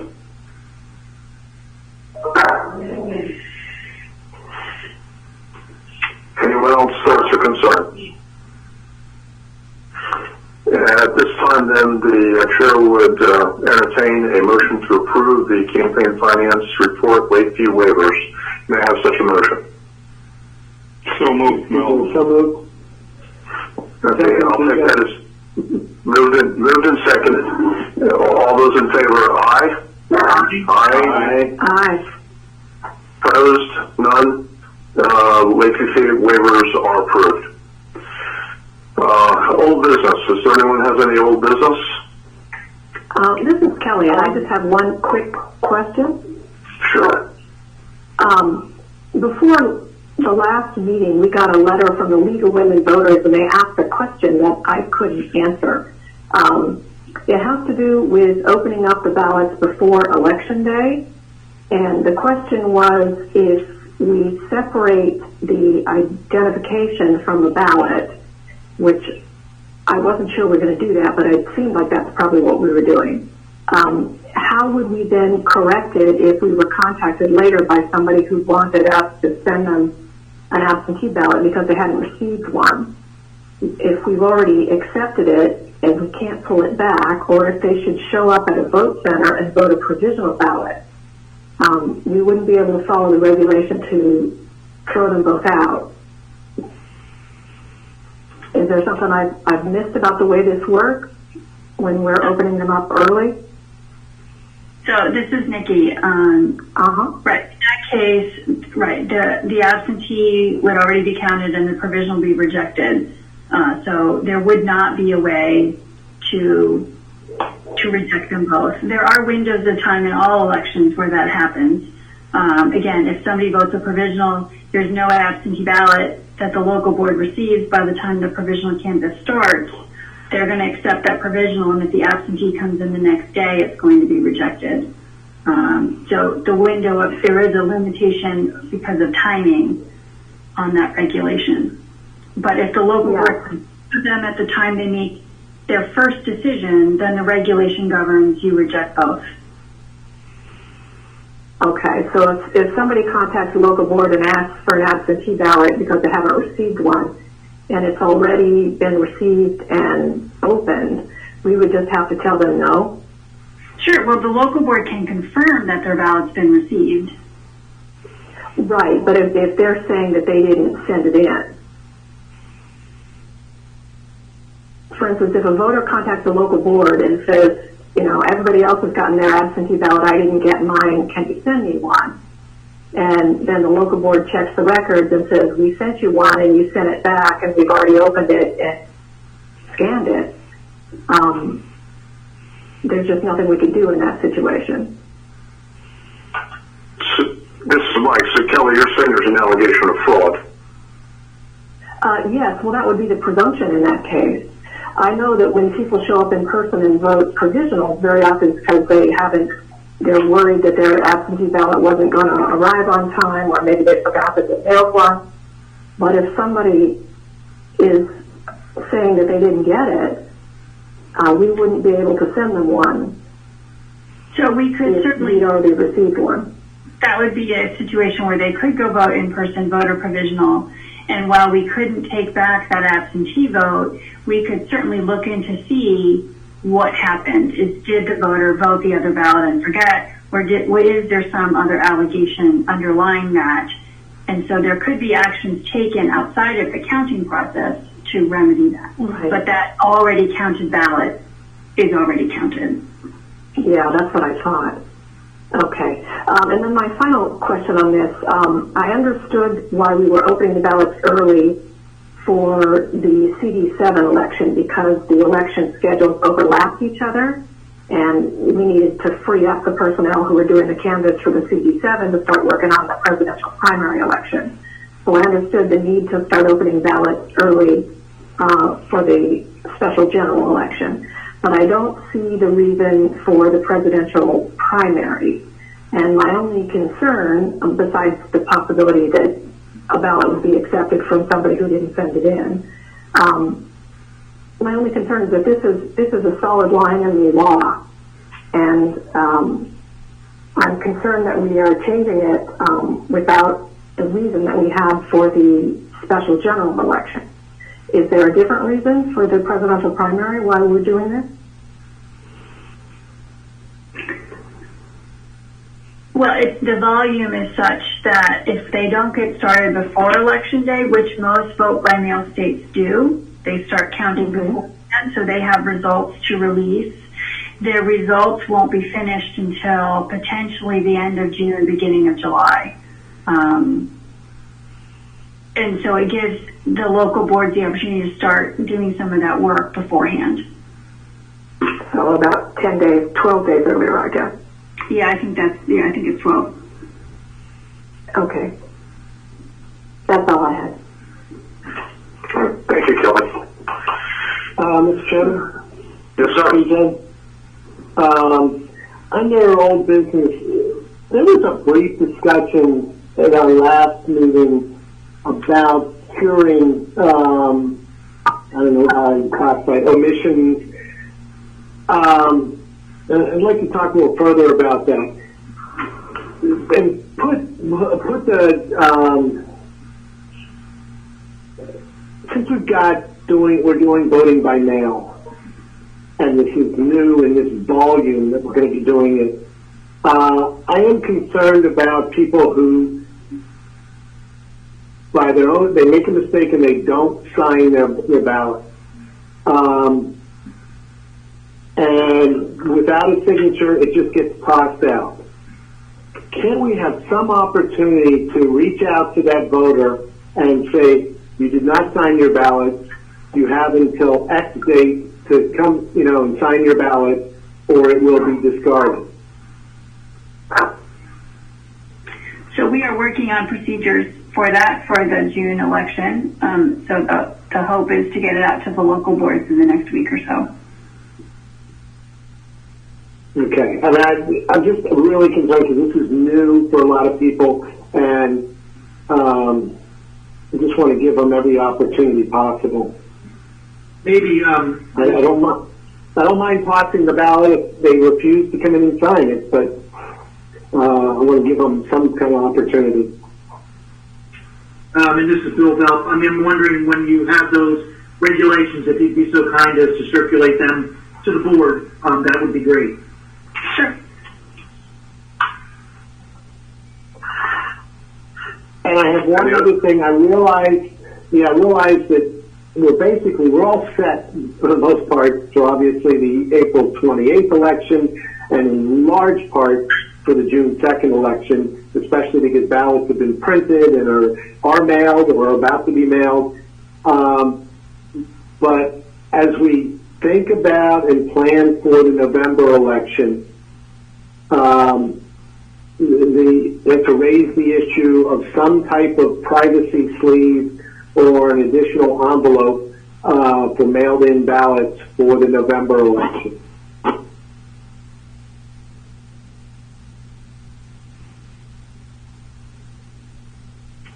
This is Malcolm. Could anybody hear me?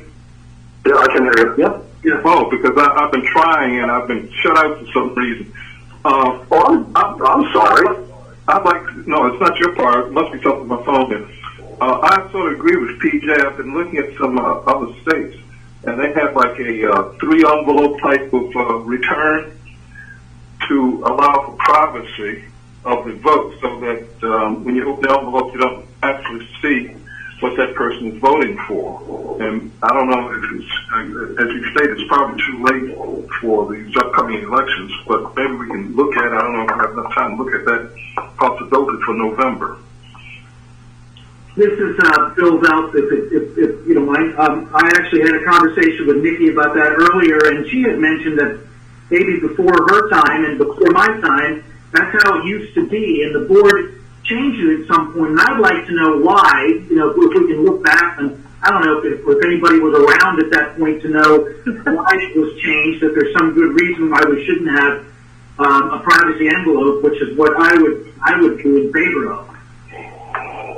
Hi, this is Donna, your historian. Oh, you haven't been around that long. Oh, yes, I have. So, if you look at the 1996 law, it very clearly specifies 3 envelopes. You look at the 1998 law, it changed, giving the local boards an option to use either 2 envelopes, meaning one going out, one coming in, or 3. So why it was changed was certainly the local election boards. This was the time when the Marie Garber Commission rewrote all the election laws, and it was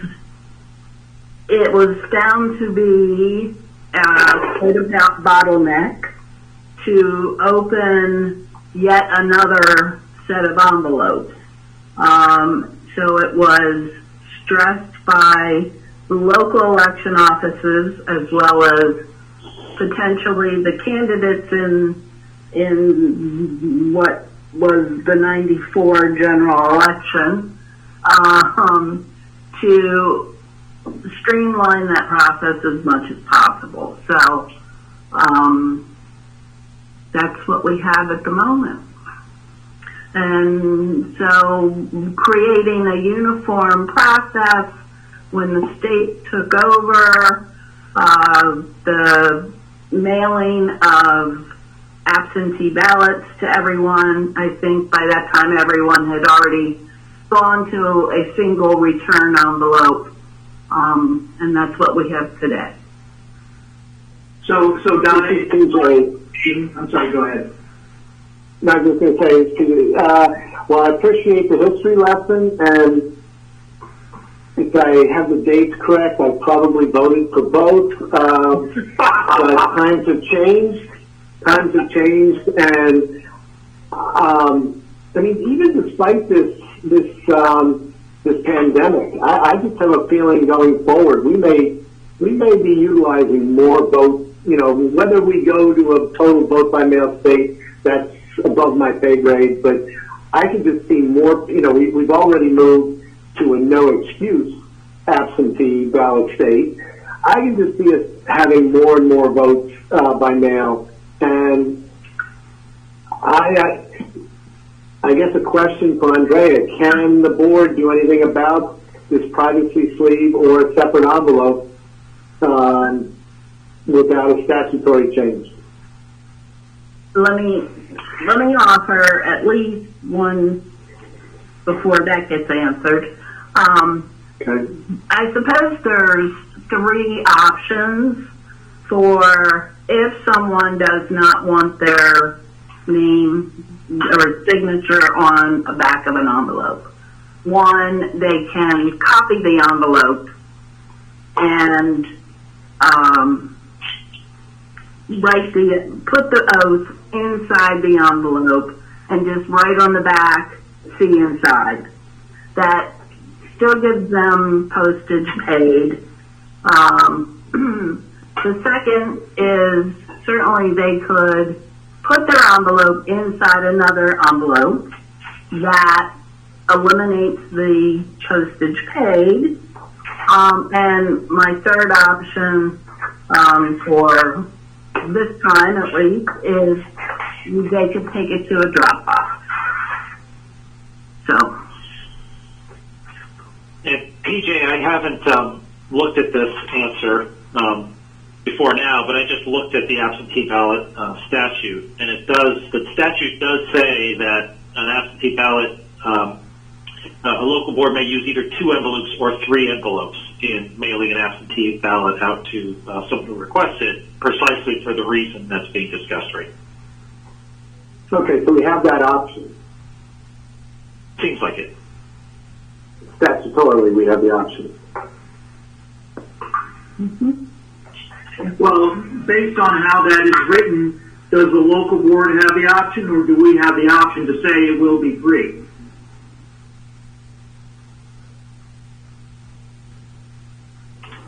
This is Nikki. I think our past practice would say that we would make that decision statewide.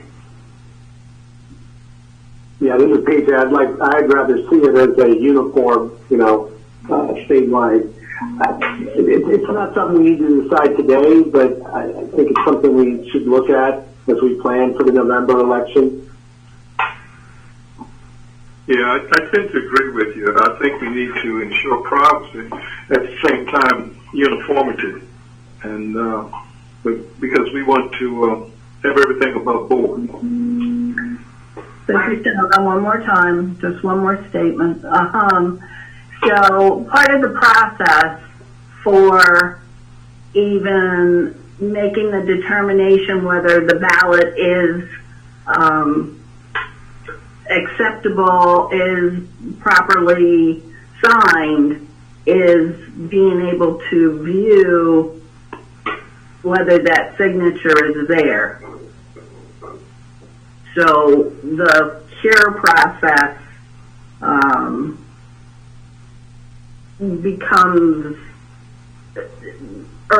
comes into this process if we start covering up that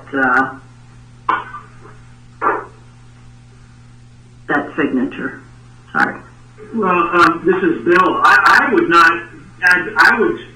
want to keep the ballot in a ballot return envelope separate from the signature, which could be on the outside of the envelope. It could be on a separate piece of paper inside. They could have made a photocopy and put it in. I can tell you from canvasses that when we had 50 teams of 2 people going in Anne Arundel, that we had often, we would be reminding our people to separate them so that they couldn't see them together.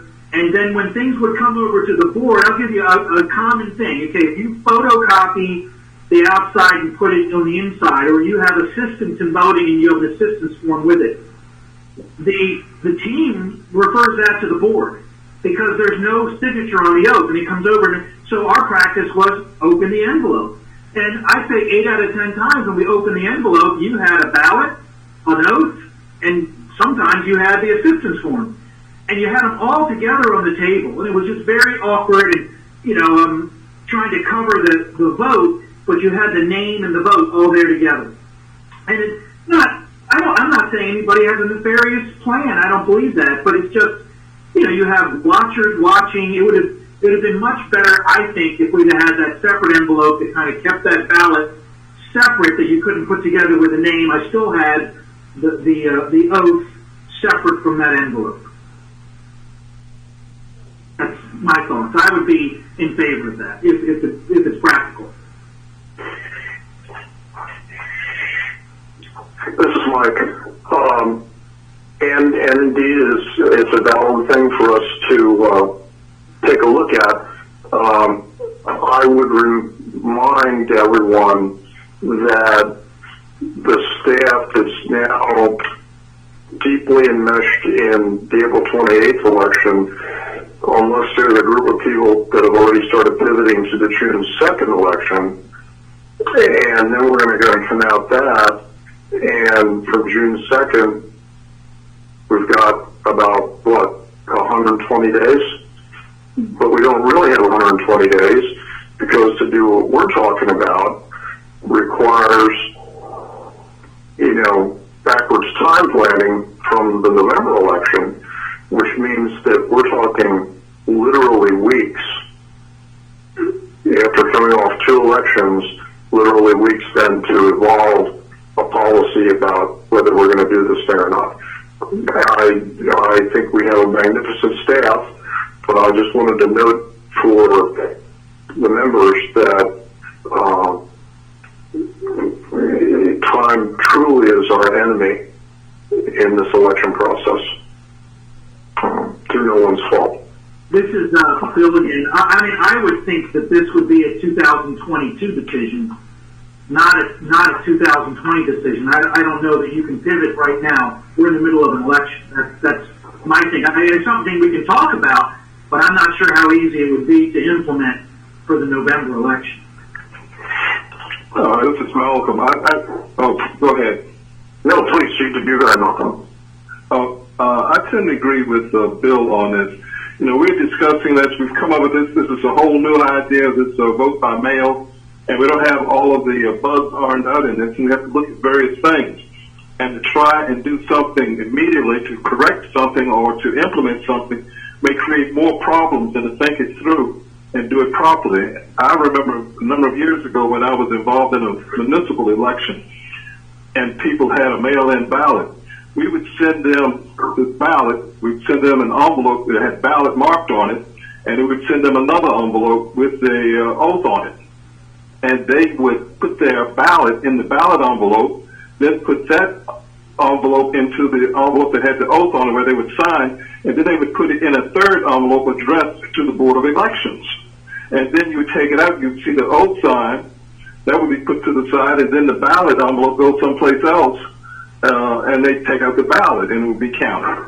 And, you know, all this, like Bill says, takes time and planning, and the staff is working overtime as it is, and plus they're working at home while they're working somewhere other than in the office, let me put it like that. And it's difficult. We don't want to put any more burden on them at this particular time for this election coming up. And I would just hope that the voters would take this into consideration and realize that we're doing the best that we can under the circumstances, and we want to ensure that the votes and everything's taken properly, and they would just bear with us and not try and push things, but at the same time realize, hey, we're all working for the same cause, and we're trying to resolve this to the best of our ability. That's all. Well said, Malcolm. Does anyone have anything further on this or other matters under old business? Hearing nothing, moving to new business. Now, in new business, all the members have an email or letter out of Montgomery County. There's actually technically two letters. One is from the local board, and the other one is from the Montgomery County Council to the local board. And in this, they are asking for an increase in voting centers. Nikki, do you want to provide any background on this and so on? Or whoever. Yeah, so I don't have any other background other than that letter. I think the state and the Montgomery County Board of Elections got a letter from their county council asking for that, and then they've turned it around and sent it to all of you. So I don't have any background other than that. Okay. Does anyone have any thoughts or questions about this matter? This is PJ. I'm a little confused by the two letters. The letter from the county council, I'm going to find the line.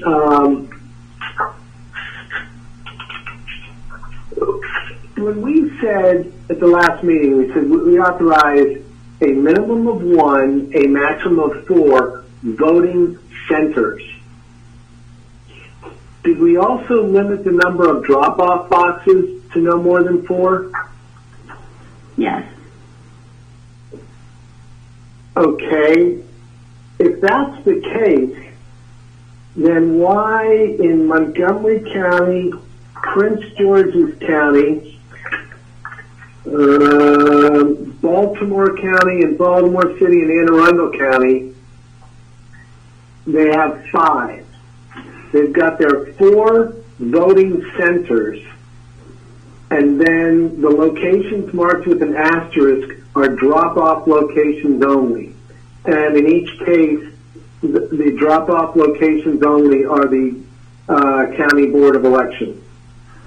And that's because typically the offices would be open for voters to walk in and just turn it in. But because the offices may or may not be open then, that provides a way for voters to take it to the office and drop it off we're trying to mimic what normally would be in place, but isn't because the offices may be closed. Okay, I mean, I get that.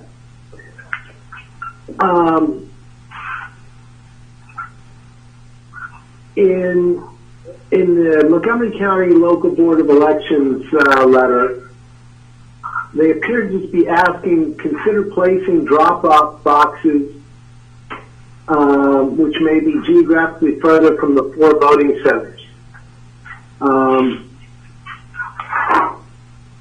Is there a reason we couldn't authorize additional drop-off boxes? I'm not saying additional voting centers, just talking about additional drop-off boxes.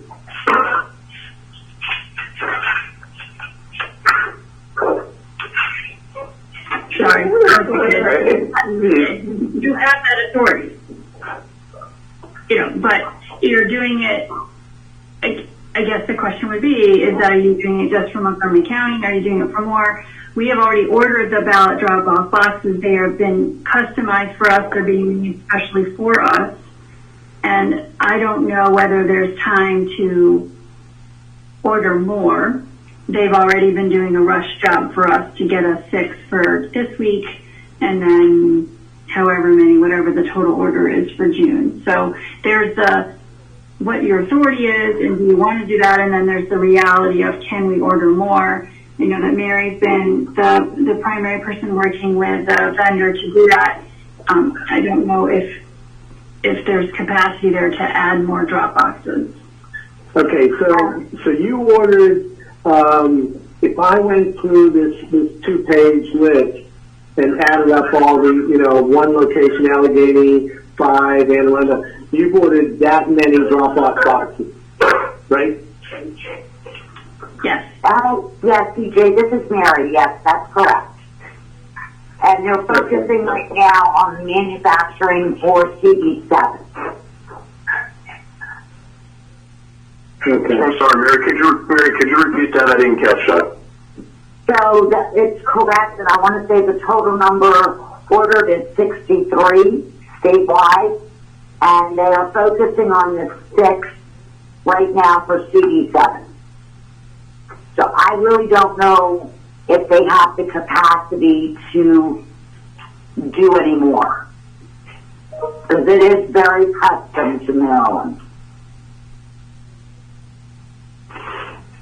So this is Malcolm. We are making a guess. Is it possible that we could ask them and find out for sure if they could do that? And if they could, then we could provide it. I mean, no need of us even thinking about this if they can't provide them, because it's impossible to provide something you don't have. But if they could do it, wouldn't it be feasible to provide it so that the voters would have better access? And again, we have an issue of timing. I know that. Right. I'm more than happy to make that request. This vendor is very, very responsive, but I would need to know what that universe is. If I'm asking for 1, sure. If I'm asking for 20, so I need to know, have some kind of guidance on that. Who's paying for these? The locals or the state?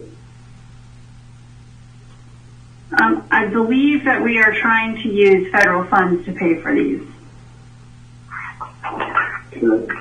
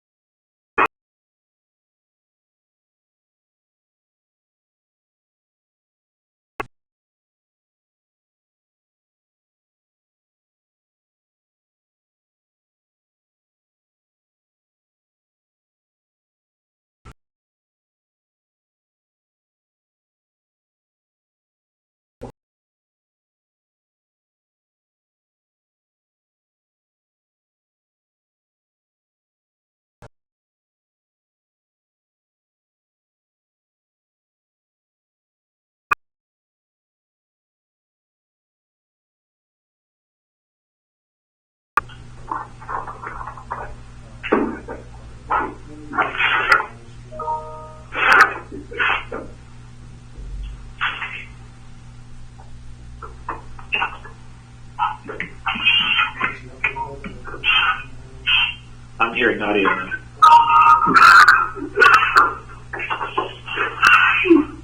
You are hearing audio? It may not be. Yeah.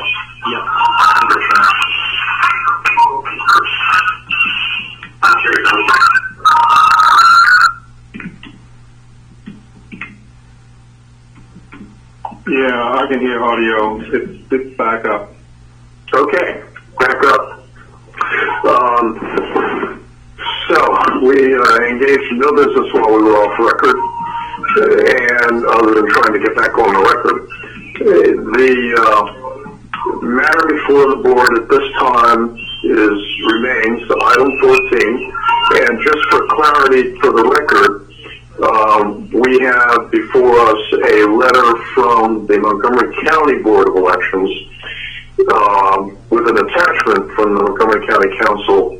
That is a letter to the local board, the Montgomery County Board of Elections. The only matter that's before this board is the letter from the Montgomery County Board of Elections, and that letter requests or asks whether this board will consider placing allowing drop-off boxes in areas geographically further from the 4 voting centers.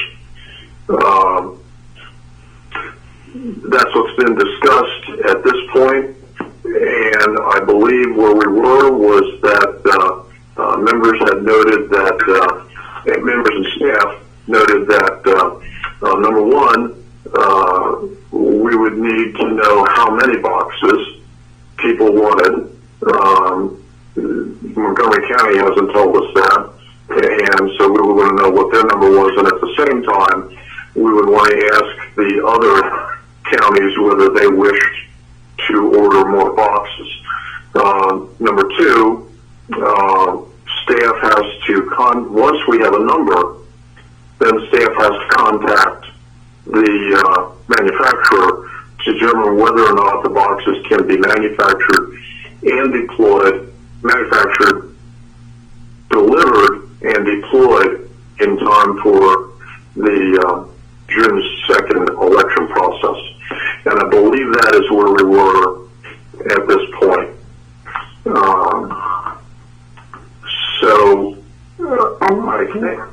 Go. This is Mary, and I've reached out to the vendor, and I've asked him what their capacity is and what their deadline for notification, and I've included Shafiq and, of course, Nikki and Donna and Whitney on it, because Shafiq has a transportation issue, so it's not only manufacturing, but Shafiq has a transportation issue getting it to those early voting centers or where the locals want them. Okay, I didn't catch all that. You were breaking up a little bit. But I gathered you to say that you've contacted the manufacturer as to capacity. Did he give it capacity? Would indicate whether he had excess capacity? No, I just sent the email while we were not being audio driven. Okay. So it was just an initial conversation with him then. So just to be clear, in case you're not hearing Mary, she just sent an email to the vendor asking for their capacity, the deadline to order, and she also noted that it's not just an ordering issue, it's a transportation. Once they get in the state, we have to move them around, and that's coordination with our transportation company. Okay. Thank you, Nikki. That wasn't coming through right for me. Clearly, we have to have an indication from the manufacturer whether they can do things. They have to know what the numbers are going to be. We have to get the numbers for them and then find out whether it would work. So I think at this point, the issue would be, for this board at this moment, would be, would we approve additional drop-off points for any county that requests them? And then it's a matter of whether the manufacturer can manufacture, can deliver, and can deploy.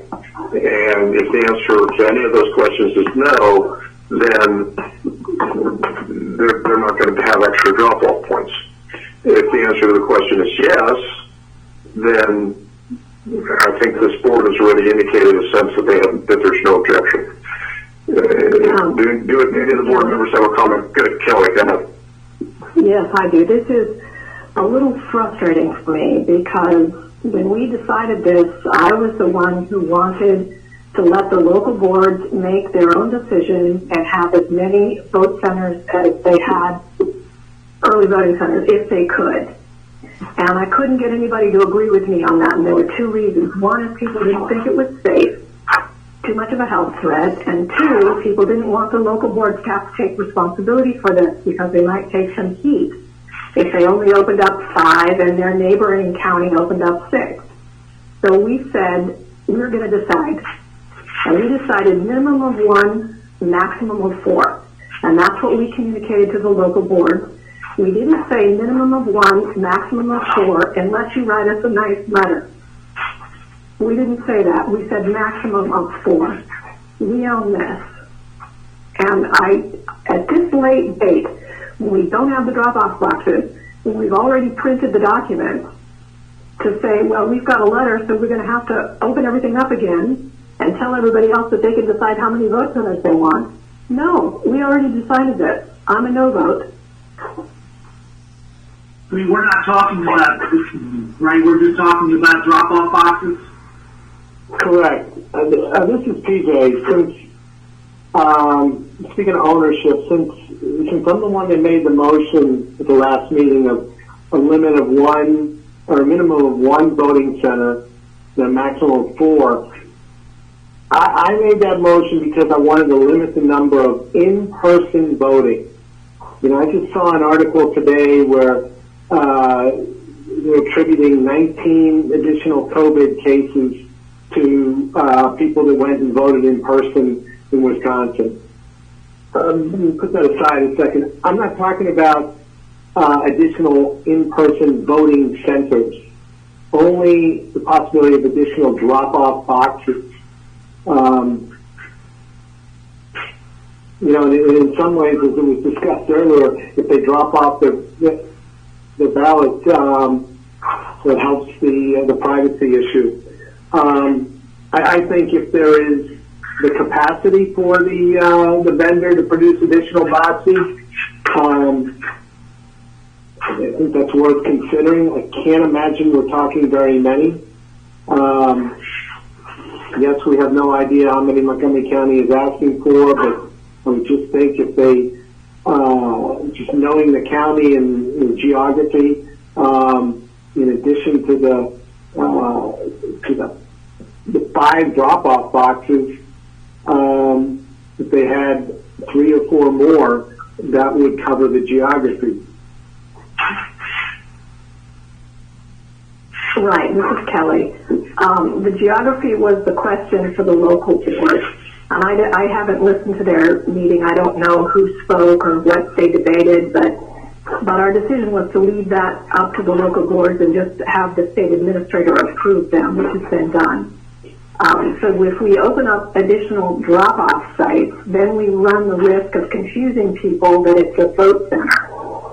And then there's the problem of it's not being included in the pre-printed materials that come with them when they get their information in the mail.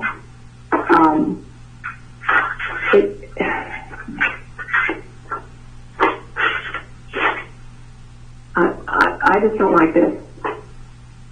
And every mailbox is a drop-off center. They've got pre-printed postage to use the post office, in addition to the 5 drop-off centers.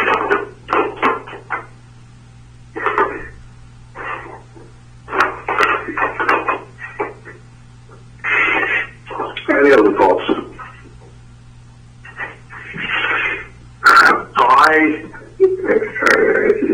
I'm speaking for myself. Our focus, my recollection of our focus in the last meeting, and I may have to go back and listen to it just to see how good my memory still is, was in-person voting. In-person voting is what we were concerned about. I don't think we had any particular concern about dropping things off, other than the fact we didn't want people walking into the local boards, again, because of COVID infection. So, I think that's essentially what PJ was referring to. I also agree with Kelly, and during this discussion, and when I read the letters initially, the thought did occur to me. I didn't articulate it as elegantly as Kelly did, that every postal box is a drop-off location. If you put it off to the very last minute, you can still drop. In Montgomery County, you would still have 4 places to drop it off at. Though at that point, you may as well just go in and vote, but we don't want that. So, you drop it. And so I don't feel in any way compelled on this. And I'm very concerned about the fact that, if we do this, what has been prepared and approved and is on its way out, that's not going to change. So the voters are going to get a document that says, here's where you can drop them off. How you then reach out to every voter to say, oh, wait, we've added 2 more, we've added 3 more drop-off locations. In the same paragraph, or sentence, you may as well put a semicolon, or you can just drop it in your local mailbox. And if you wait till the last minute, but you want to just drop it, here's 4 places you can drop it at. So I agree with Kelly's perspective on that as well. I'm not actually disagreeing with anybody in this. The question still comes down to, do we care if counties want to add drop-off centers? We care a lot about in-person voting. But do we really care if they want to add, if they feel it's important and they want to add something, and the manufacturing capability is there, and it can be delivered in time, and it can be deployed in time, is that significant to us? And my perspective is it's not. So I agree with Kelly, I agree with PJ, and I think at the end, it all turns on manufacturing, delivery, deployment. And if a county wants to cough up the money to do this stuff, then I don't have any objection to it. Other thoughts or comments? All right, which leaves us with the question of what to do. Do we wish to, before doing anything, simply tasking the staff to find out what the numbers are, where they can be manufactured, where they can be delivered, and where they can be deployed, and then come back to us, and we can always and let that, see what the answer is on that, and then we can then consider it from that point. And of course, that pushes, we're in a time bind as well. So, do we want to just turn it over to staff to see whether it's feasible and then come back to us? Or do we want to actually make a decision contingent on it being feasible? Thoughts? This is PJ. My opinion is I would prefer to make a decision if it is feasible, if it can be done. Okay. Any other thoughts? All right. Then, at this time, the chair would entertain a motion to, number 1, have staff determine whether boxes for additional voting centers are feasible, not additional voting centers, additional drop-off locations are feasible in terms of numbers, manufacturing, delivery, and deployment? And if so, the board approves those additional drop-off centers in the county so requesting. May I have such a motion? So moved. TJ, so moved. Motion is moved. Second. Motion is seconded. All those More in... discussion? Absolutely. I really don't like the idea of creating this additional work for staff at this time, especially not just for drop-off centers. That's another objection that I have. Also, if the boxes are available, we need to be sure and let all the local boards know that they can have additional drop-off center boxes if they want them, not just the one that wrote to us. And we need to be clear that they need to pay to promote, to communicate with voters to let them know that these additional drop-off sites are ready. Because we've already printed the communication materials and it doesn't include any additional drop-off sites. Can we just clarify that? Has everything already been printed for the drop-off centers? Is that ship has sailed? So are we going to be deploying these and nobody's going to know they're there? This is Mike, possibly. I mean, Kelly's point is exactly the one that it's been mentioned several times here, is that the information ship, in terms of the most direct contact with the voters, is basically on its way out of the harbor. Proofing, printing, ballots are supposed to be mailed on May. I mean, this whole package is supposed to be mailed on May 1st. Who's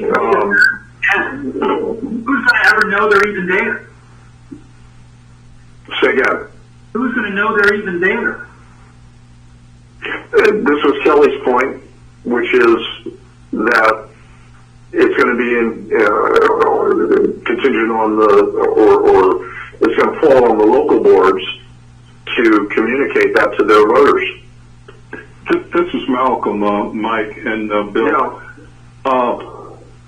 If the local boards want the additional drop boxes, and the state has already done their advertising, it would be on their plate and their responsibility. If they want them, I mean, they have to put skin in the game. If they want them, they have to advertise them. And I know the local boards, I know here in our county, the local board sends out advertisements and they send out notifications and they send out things on the local government website. So the local boards, if they want to, they have that, I would think, that opportunity to advertise them. Because voting is not, information and advertisement about voting does not necessarily always come from the state board of elections. It also comes from the local board of elections. I agree with that. So I think we're all agreed on this.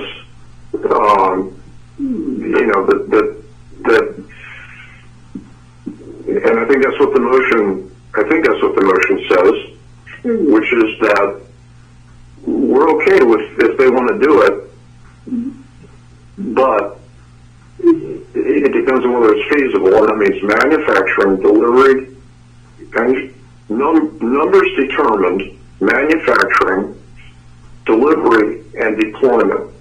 And then the local board has to advertise the fact that they exist. And being very careful not to make people think that they are voting centers. So in its current form, I still have problems because what's the limit? So can Montgomery County have 30 of them? And then who's paying for them?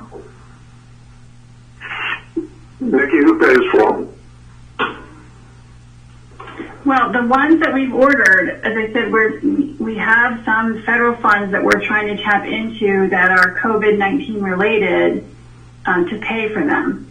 I don't know there's other things that we've been using this money to buy masks and plexiglass shields and gloves. Like, we're using this money to try to pay for a lot of other things. I don't know what the balance is. I don't know. But the ones already ordered, we have flagged and requested to use the COVID-19 federal funds to pay for them. This is Malcolm. Bill raised the point about maybe they want 30 some. I think if they request them, they're requesting what they need, and I can't see them using 30 some. But that's not for us to say. Find out how many they need before we, a reasonable number, not an off-the-wall number. I think we need to facilitate voters if they want to vote and they feel that they need these in areas that they do not have drop-off boxes, because in looking at the location, this is the question I had initially back when we were doing the administrator's report, how the drop-off centers and the voting centers, the in-person voting centers, were located in close proximity to each other and not reaching out into the county. Montgomery County is a large county, and they perhaps have some logistical issues. But I think we should try and accommodate them as much as possible. Thank you. Any further discussion? Well, I mean, I would, in its present form, I would want something in the motion that says that beyond the four, that the county would have to pay for anything that they're going to order, number one. And I'm a little worried about the limit. Fine, if they're paying for them, I have no problem with that because this is what they request, so they should, as I indicated earlier, they need to put some skin in the game. If they feel that it's important and they need them, then they should pay for them. I have no issue with that. It's like, PJ, do you accept that as an amendment to the motion? Absolutely. Yes, I do. Malcolm, do you still second the motion? Yes, with I that do. Amendment? Yeah, with that amendment, I do. Is there any further discussion of the motion? With that being said, motion is made and seconded. All in favor say aye. Can you read it back again? I'm sorry. Sure. Nikki, do you happen to have the ability to read it back? I'll give it my best shot, so correct me if I got it wrong. That we, the staff, will determine whether additional ballot box containers are feasible to make, deliver, and deploy. If so, the state board approves the request from the local board on the condition that the local boards pay for them and the local boards advertise their locations. Sounds good to me. If I missed something, please jump in.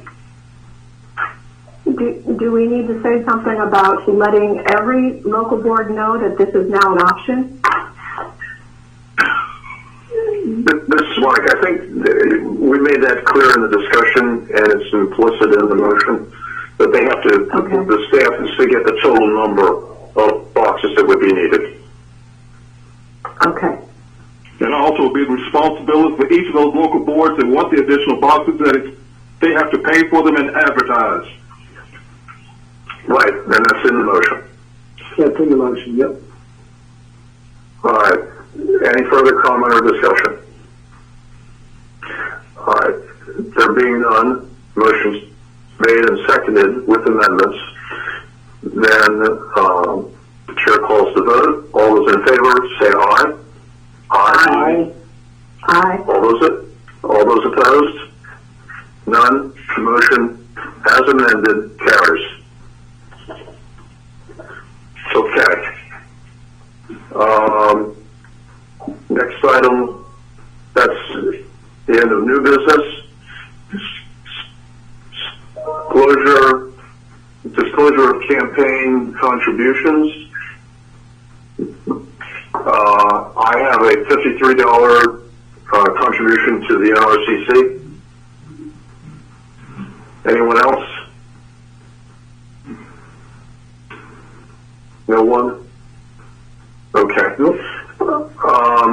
Moving past that, schedule next meeting. All right. Nikki, Linda, what would you like to see other than maybe like the board disappearing over the hill. Meeting in May 6th. Setting 6th and the 20th, just setting the dates. If we need them, we need them. If we don't, we just cancel. I'm kind of making an assumption that people's calendars are relatively open at this point. We moved to Wednesday for somebody's conflict. I can't remember. Do we want to return to our normal fourth Thursday, or at least on a Thursday for other people who are Thursdays? But the Thursday the fourth Thursday would be the 28th. So if you want earlier, the local boards will still be counting ballots that week of the 4th, and maybe even into the week of the 11th. So if you're looking for feedback from the election, it won't be over yet. So why don't we move it then to when you think it's best?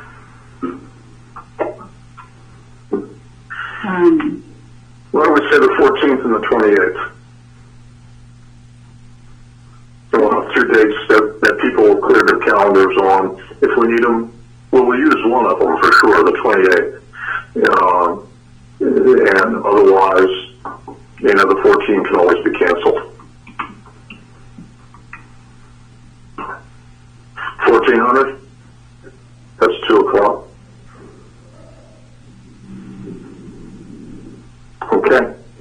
Okay. All right. Now,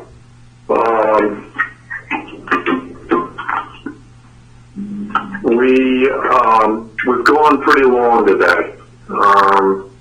My phone timer tells we've gone about 3.5 hours. We do have some matters to discuss,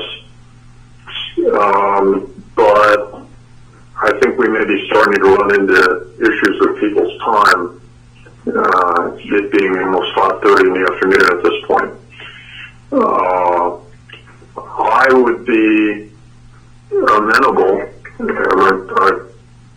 it's the sense of the board is what you would like to do, to taking the closed session we were going to have and bumping that either to the 14th unless Andrea and Nikki indicate that we need to do it earlier because of the information they'll be involved. I think it's fine to defer if you're comfortable with that. Okay. Andrea? I'm fine with me, Mike. Okay. Then we will defer the closed session to May the 14th, if that's acceptable to the rest of the board. It's fine by me.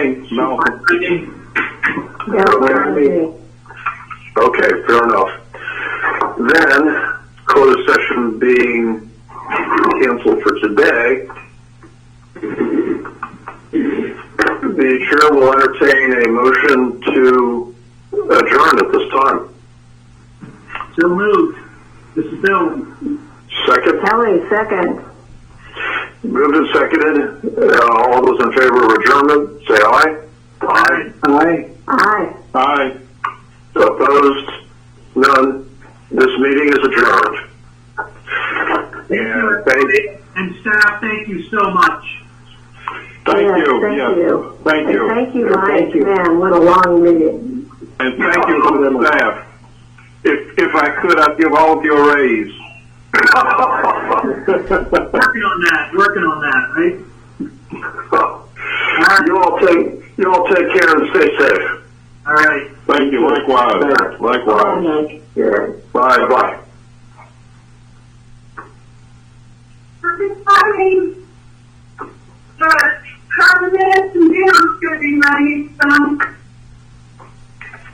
I don't know what you just shouted to me, but you broadcast it to the state of Maryland.